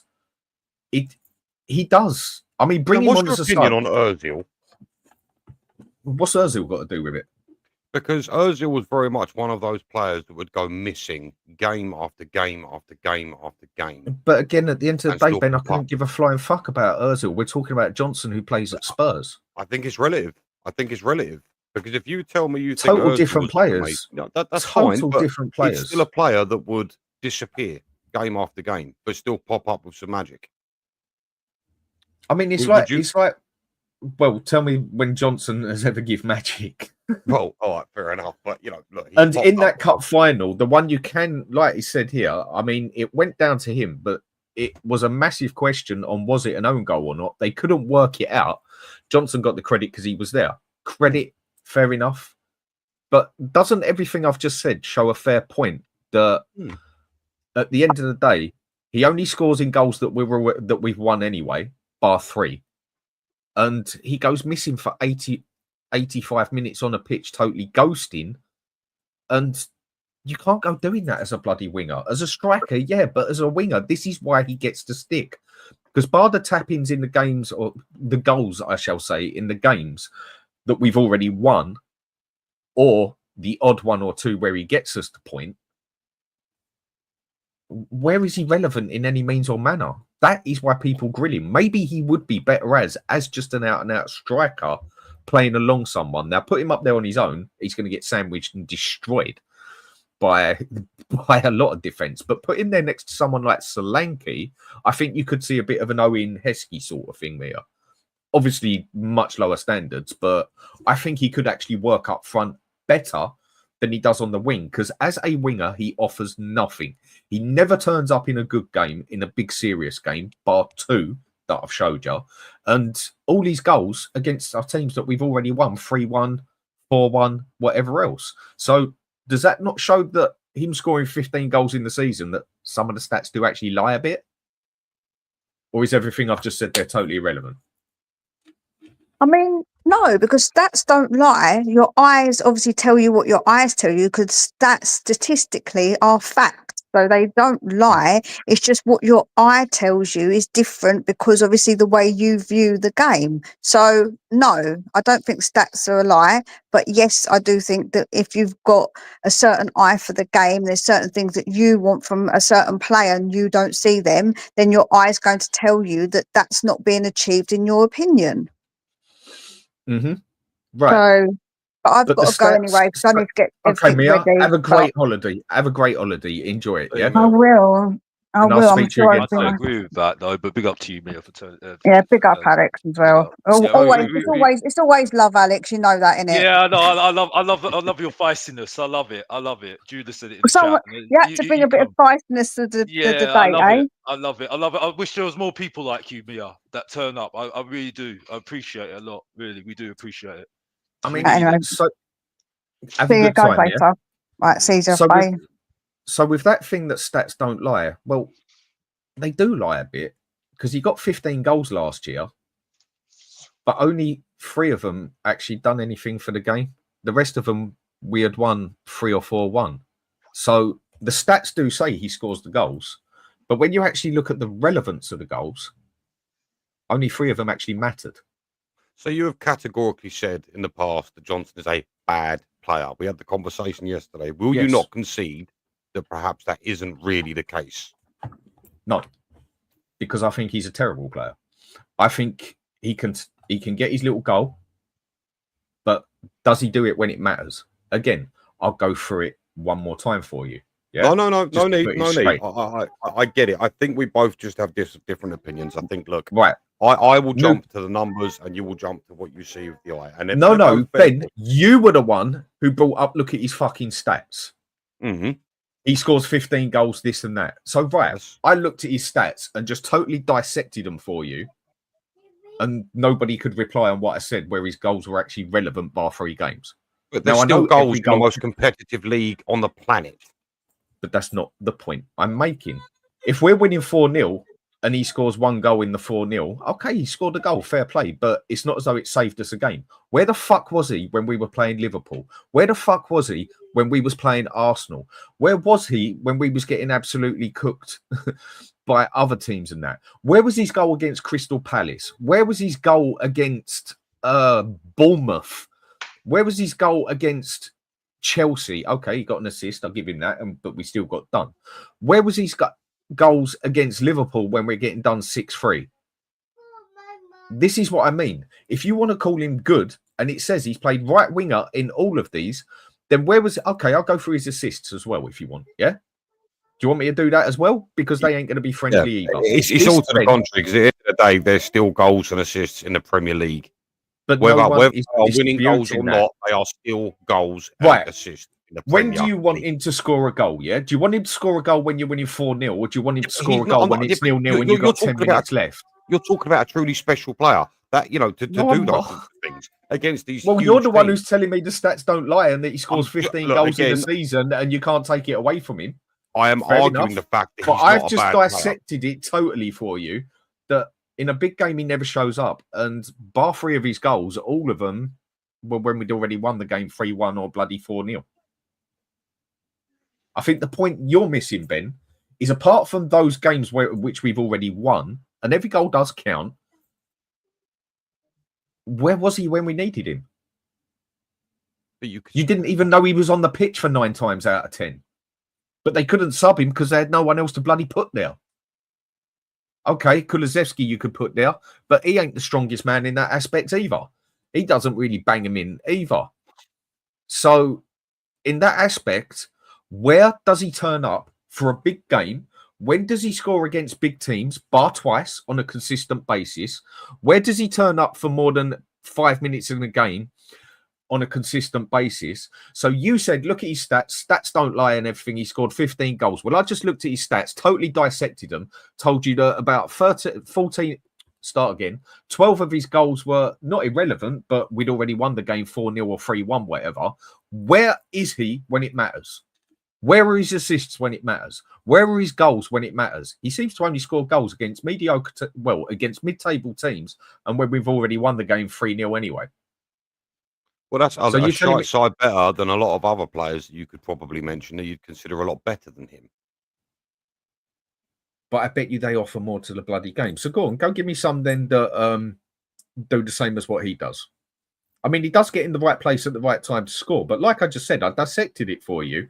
And it just shows that he doesn't show up in the big games. His goals most of the time are in games that we've already won 3-0.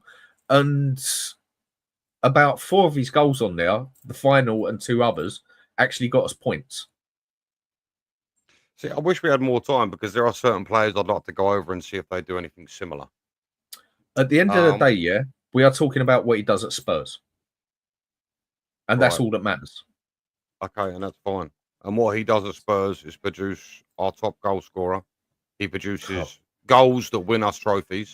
You know, he produces double figures every season, whether that be stats, whether No, that he be doesn't. goals. No, or he assists. doesn't. He scored Yes, he 5 does. goals the season before. No, he No, didn't. He scored Goal 5 goals in the involvements then. season Goal before. involvements. Ah, So he right. gets Now we're double- going he gets to double now figures we're in five diverting goals. from GA. Yeah. Now we're going from he offers us double figures in goals. Now you're going over to GA. Now, come on, dig that hole a bit deeper. Come on, I'm go not into digging it. no Tell hole me at all. when, bar a couple of games, and if you are a Premier League player, bar a couple of games, you expect more out of your winger, or do you or not? Absolutely, you do. All I'm arguing for is the fact that I don't believe he is a bad player. I think with the numbers, you just can't be. That's all I'm trying to say. I'm not trying to argue that this guy is anything other than a solid player. You have to be to produce the numbers. I'm just trying to argue against the fact that people think he's a bad player. He's not a bad player. He's The fucking numbers- awful. Well, maybe to watch, that's fine. That's fine. But But I've where the just hell would proved to you, Tottenham be yeah. last season Now, without a guy like usually by now I'd have stepped down and said, "Do you know what? Opinions are opinions." But I'm sorry, I'm this not one ain't stepping down opinions. either. This is going to No, be an agreed. but the difference is, but the difference is, yeah, I'm the first one to say, like, let's agree to disagree, like, on an opinion. But I'm sorry, what I am talking is fact. He doesn't turn up Facts. when it matters. Yeah, Facts. I've just give you the stats. The facts That's are fine. That's fine. bar So one or numbers two aren't games, facts. Is that what he- you're telling me? numbers are facts. That's what I've just shown you, and the facts do say that he turned up in about 3 games for a minute where he scored a goal that really mattered, that got us a point or got us a cup. Fair enough.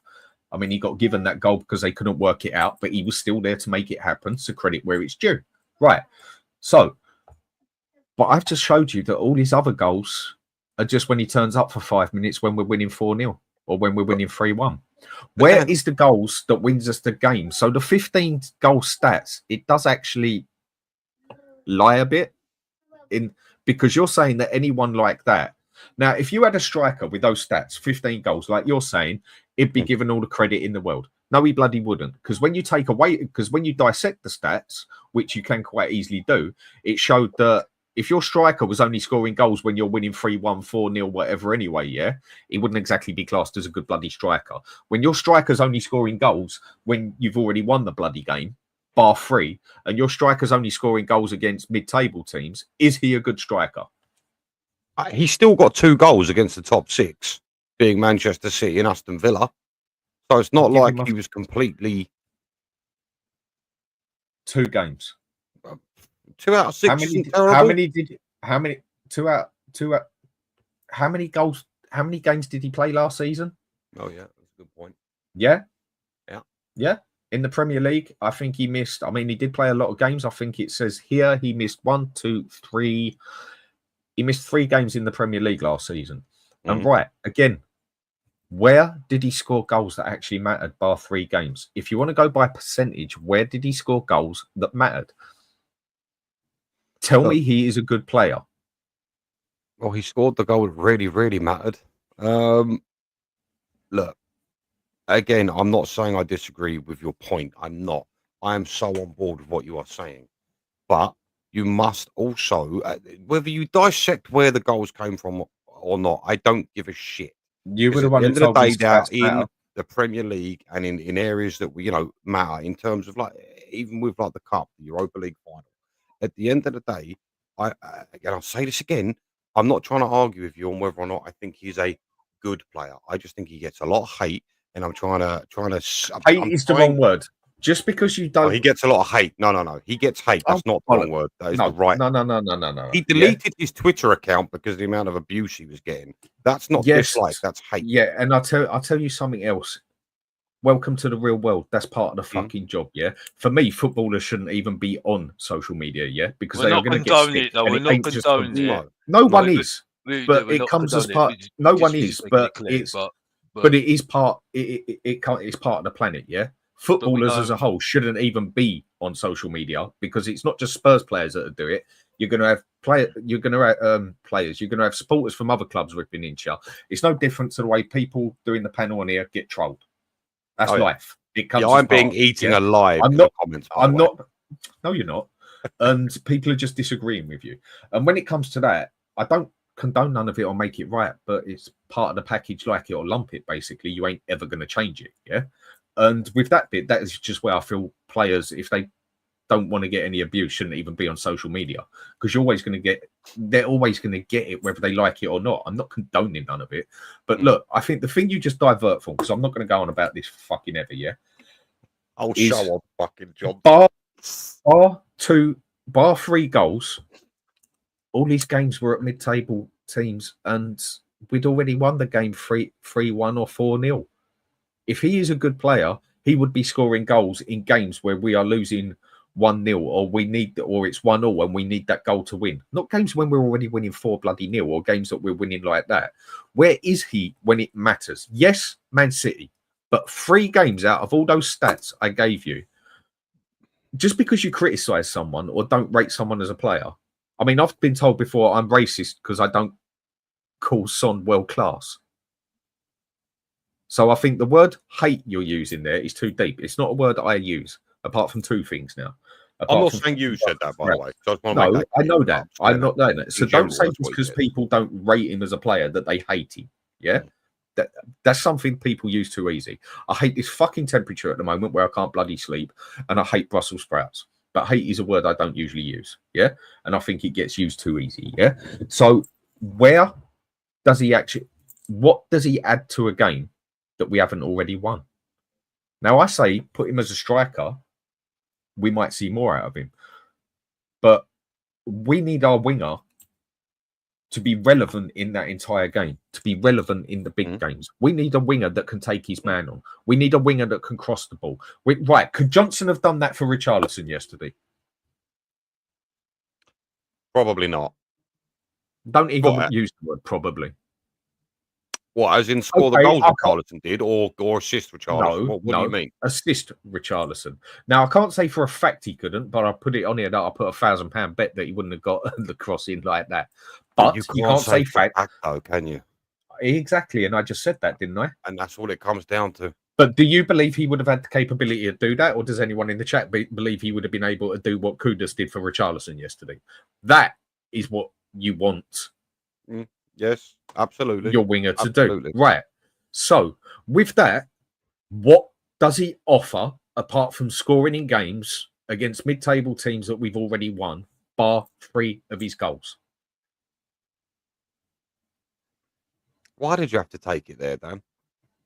Well, because you're the one who wanted to come on here and debate it and told me that stats don't lie, and I just took the stats apart to prove that. I didn't think you'd dissect where he scored the goals, mate. That's way too far. It's no, it's not. Advantage in this argument. No, look, okay, where is he? Okay, admittedly, he's not the best at scoring those truly important goals. But I mean, he scored 1 or 2 for us. I'm not disputing that. Listen, he scored the most important one for us, really and truly. He scored the one that ended our trophy drought. Whether it's his goal or not, I don't give a shit. He was there. He was the one that put his whole body in the way to get that goal in. Yeah. So which I think is enough on its own. But look, I don't necessarily think it's a massive relevance as to where do you get the goals from.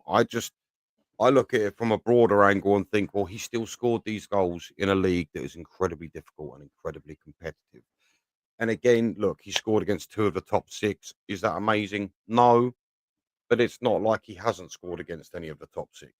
So again, I just want you to concede. I know you're not going to. I just want you to concede that Johnson is not a bad player. And as I've said No, time I and ain't time changing again, with the goals he has scored, the numbers he has produced, I think it is impossible to do so, to even claim he is a bad player. I'd very much like to know what. Well, we're going to be going round in circles here because when I've just proved to you that most of his goals, they're against games we've already won and they're against mid-table teams, that just about shows you everything, apart from 3 of them that actually mattered. He offers nothing to a game. Nothing. When you say 3 of them, is that just in the Premier League? No, that's overall. Okay, fair enough. Fair enough. I'll take that back. 4 of them. Is that including the Europa League final? Yes, in the games where it mattered. Right, looking at here, we was already 3-0 up there. Right. Ferencváros, however you say the fucking name, we won the game 2-1. He scored, so his goal was relevant. Roma, his goal was relevant 2-0. Bodo Glimt, 3-1. We'd already win it. Man U. So there's 3 games there, but I was talking about the Premier League. But if you want to go for all of it, okay. And the other one, 3-1, 3-0, 3-2, we'd lost. 4-1, okay. 4-0, he scored 1. Okay. Fulham got us a draw. Wolves got us a draw. So in the Premier League, that's 2 there. So altogether, you can even go to 5, and 3 of them was in Europa. But in Premier League, he actually scored 2 goals that actually got us a point that weren't where we was winning 4-0 or 3-1. No, that's fine. But again, I'll look at the overall numbers. I'll look at Johnson scored 18 goals, 5 assists last season, 5 goals, 10 assists the previous season. I mean, look, box office help. Even when you look at his assists, even his assists are in games that we won 4-0 or 3-1. I'm sorry. I'm listening in the background. Nothing. I'm listening to the background, and I think at the moment, I think we just got to disagree on it. You know what I mean? Because I think we all got better argument. I think you've got an argument. I don't think, Ben, you should just stand off your argument in the day, because you go. I don't think you're, like you said. You said it a couple of times now, that you're not completely, utterly defend. You're not actually blind to say that Johnson's a terrible. You do see the argument why we don't like him as a player. You're just defending a point about the numbers, and that's it. Which is what Mia was doing to a point as well, and making it to a different angle. You know what I mean? And I think this is where we're gonna always have this argument all the time. It's just like, now I've made my point now about Johnson, and I just want to move on from it now, because I think there's players out there that we need to talk about, like Richarlison and Kudos, and that's it really. But I think this is why we have this argument now with Johnson, that if we're going to improve, we're going to have to either get rid of him if he does not improve, or he's going to have to improve himself, because he will find himself out that team very, very quickly.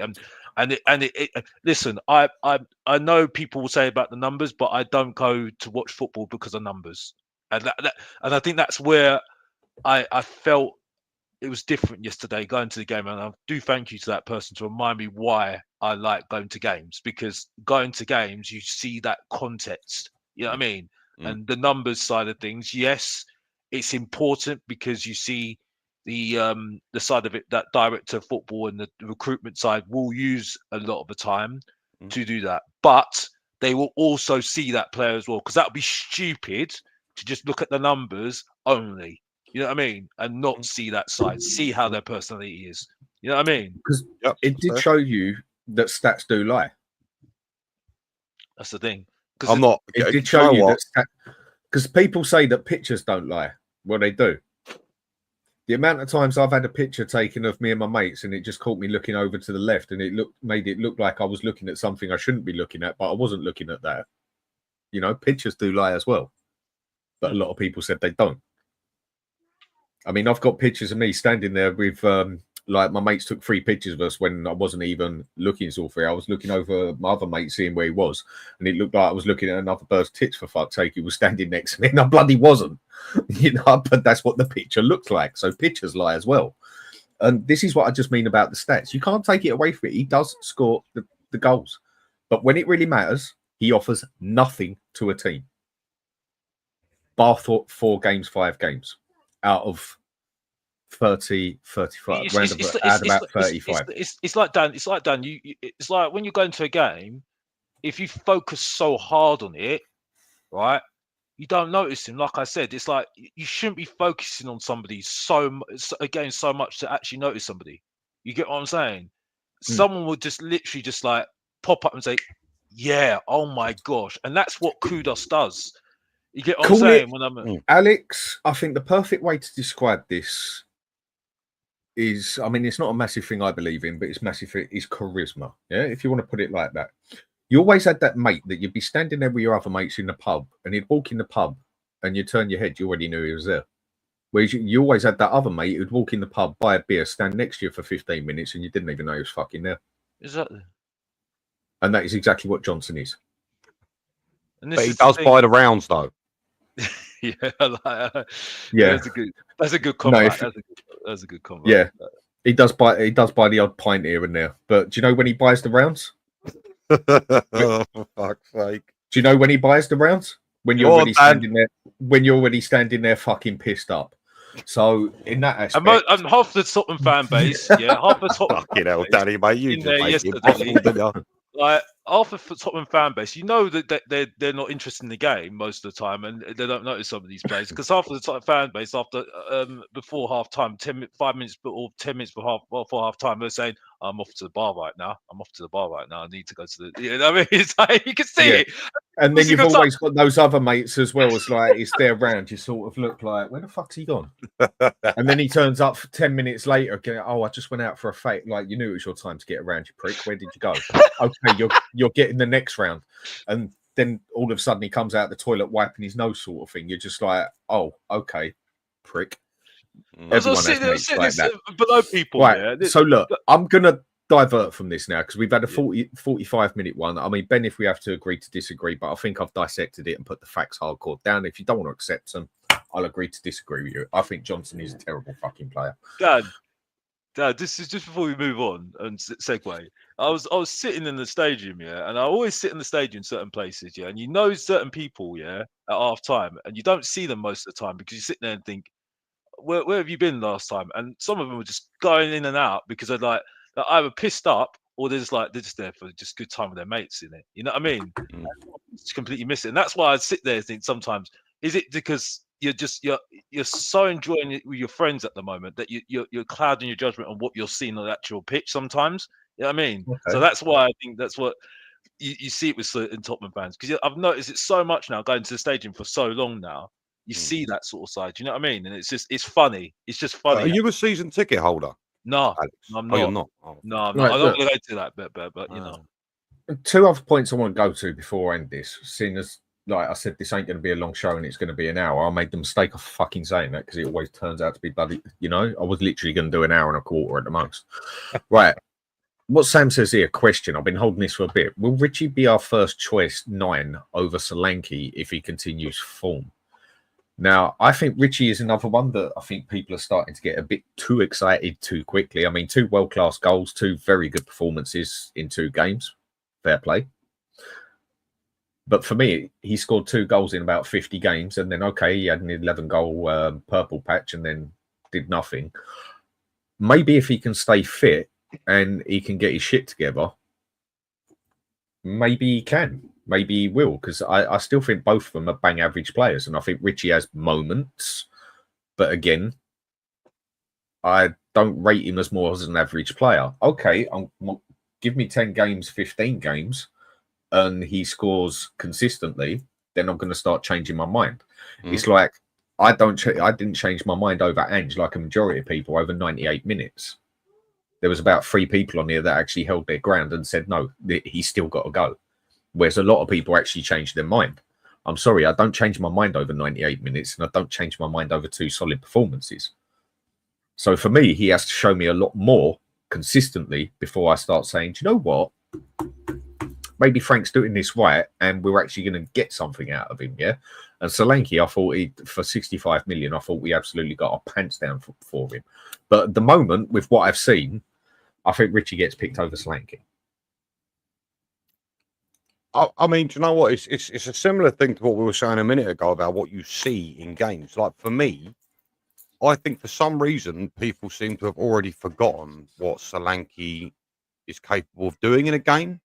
So if you sat side by side with those two and you ask the question, who offers more in a game? For me, it's going to be Solanke all day long. I find that very difficult to be anywhere other than, you can't really debate the fact. Because the way I see Solanke is, and again, I know his goals aren't fantastic, but let's be honest, the guy was playing CDM for most of the fucking season. So it's very, very hard to judge Solanke based off of that fact.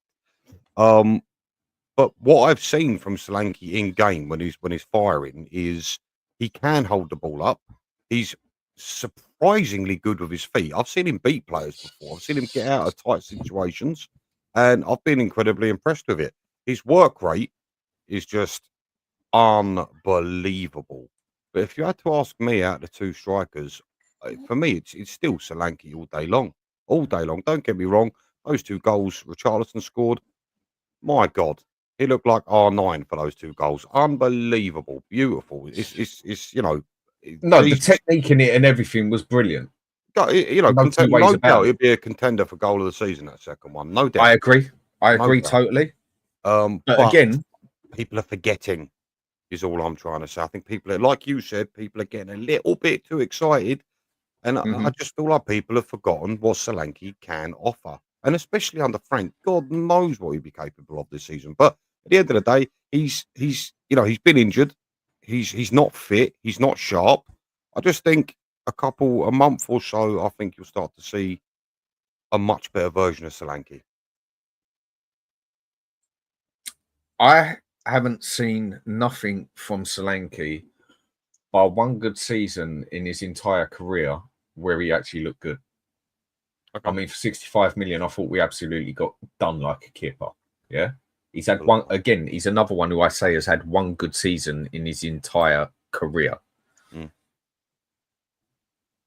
I would pass it personally at the moment, just by the way they're playing. I'd start Richie. I mean, Alex, who would be your one out of them 2? For me, it's and like I say, Richie's got the shirt at the moment for me. Again, I still want him gone. This could be a purple patch. Then we need to see it longer, and it needs to be over a season, and then next season we'll see where we go. He's lucky because there's not any other strikers out there that will be better than him. I think there are still strikers better than him, but at the moment, I do think Kudos is helping him a lot. It's helping a lot as well. It looks like them 2 could have a good chemistry in it. I mean, there's a lot of people saying out there that them 2 people have already linked up. But again, okay, give it time. Based on yesterday's game, and I'm gonna have to say it again because I see somebody in chat saying, "Oh, we've not given credit to Richie and all that." Like I said from the beginning, he was one of our best players yesterday. No 2 ways about it. No 2 ways about it. I said it on my. I was going to say it on my channel, but unfortunately, my things messed up. My footage just messed up, so people don't see it on my channel. But I'm saying it on here right now. Be grateful for it. The main event's going to say it again. He did well yesterday. You know what I mean? But it was against Burnley. That's one thing. That's not a negative. That's not trying to put it down. It's just it was. It is in Dan's books. But in saying that, at the same time, he did really well, and he has been doing well. He did well against. He did do well against PSG as well. He did do well against PSG. He did what he could do for his level against PSG. You know what I mean? So he grew into the game, didn't he? But he did grow into the game, yeah. But at the moment, Solanke is doing absolutely nothing. at the He has been moment. injured. Yes. Well, yeah, but regardless whether you're injured or not, unfortunately, you're judged. You know what I mean? Unfortunately, this is the thing. He's not going to get that shirt otherwise, because Richie is getting that shirt and running away with it right now in his level at the moment. Mm.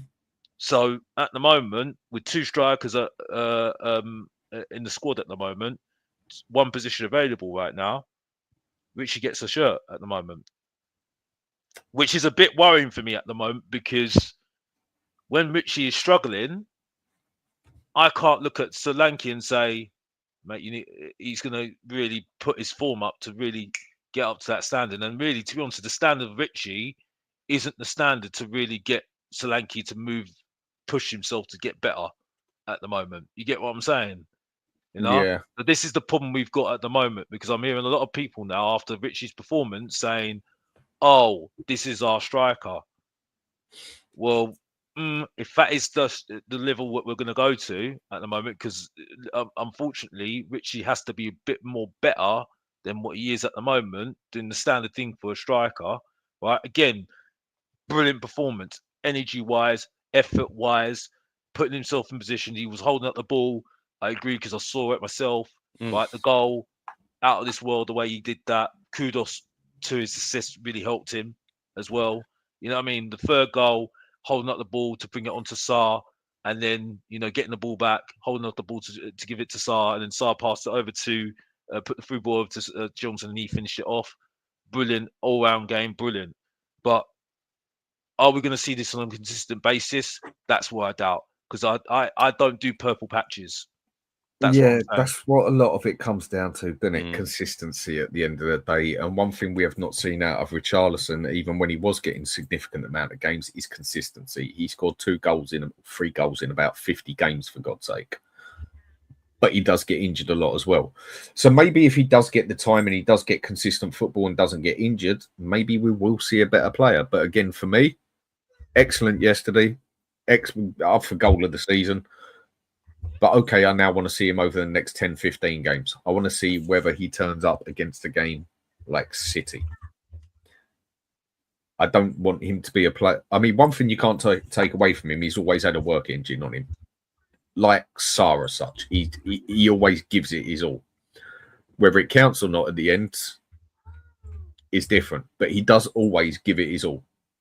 And at the end of the day, we're saying this because we want a better team at the end of the day, competitive team. Because at the end of the day, we have to look at the context of everything. We're in the Champions League this season. You get what I'm saying? We're in the Champions League this season, right? So this is going to be a ruthless season in that sense, where if you're not playing well, it shows. You're going to be exposed, right, on the biggest stage of football. You get what I'm saying? So when people say what we're being harsh, well, it's harsh out there because of what places we were playing at the end of the day, right? You know what I mean? And the critics will be ruthless on these people. You know what I mean? On these players. So us saying what we're saying at the moment is nothing to what the public are going to say about him on a world stage, right? So it's all right saying what we're saying. I'm not going to go on to Johnson, but we're saying what we're saying about Johnson. Say the thing about certain players like Archie Gray and all these players and all these other players that we're questioning at the moment. But it would be much harsher and spotlight on them in the Champions League. You get what I'm saying? So, am I waffling? No. I think No, I'm talking. what you're saying I'm is making true. my point very succinctly, and the main event is actually showing some actual balls of saying what I'm saying at the moment. You know what I mean? It's just unfortunately, like I said, and I'm not saying this to Ben because Ben actually turns up, and I'm not saying it about Mio either because he turned up as well. Truth hurts. Truth really hurts coming from your own Mr. Box Office and Tottenham fan. You know what I mean? Back to you, Dan. Right. So I think I'm going to leave it at that because I still ain't even had my bloody breakfast yet. And it was only meant to be an hour. And I made that mistake of saying I'm only doing a short show. And it seems to happen every fucking time I say that. It goes on for nearly 3 hours. So I'm going to leave it at that. Just want to say a massive thanks to Mashing and Joe. Much appreciated, mate, for the super chat. You two, I'll catch up with you soon. Alex, we going to see you anywhere anytime soon? Not today, mate. I will be out enjoying what I'm going to be enjoying. Everybody would know maybe probably what I might be enjoying, but we're not going to go there. But yeah, I'm enjoying the sunshine, mate. Getting my vitamin D, like they say. You know what I mean? Like some people should be doing that at the moment. You know what I mean? Enjoying it while it lasts. Because it's nearly the end of the summer soon. But yeah, big up to you and thank you for I look forward to the snow. Mia coming on as well. She's always fun to have on, without a doubt. She always puts the good points across. So I'll catch up with you two soon. And one thing I will ask quick at the end is give us a quick like and subscribe. It will really help. It would be appreciated because I'm nearly at 5K. I think I've got about another 85 to get and I will be there. So people, have a good day. Thanks for watching. Much appreciated. Take care of yourselves and enjoy your Sunday. See you later.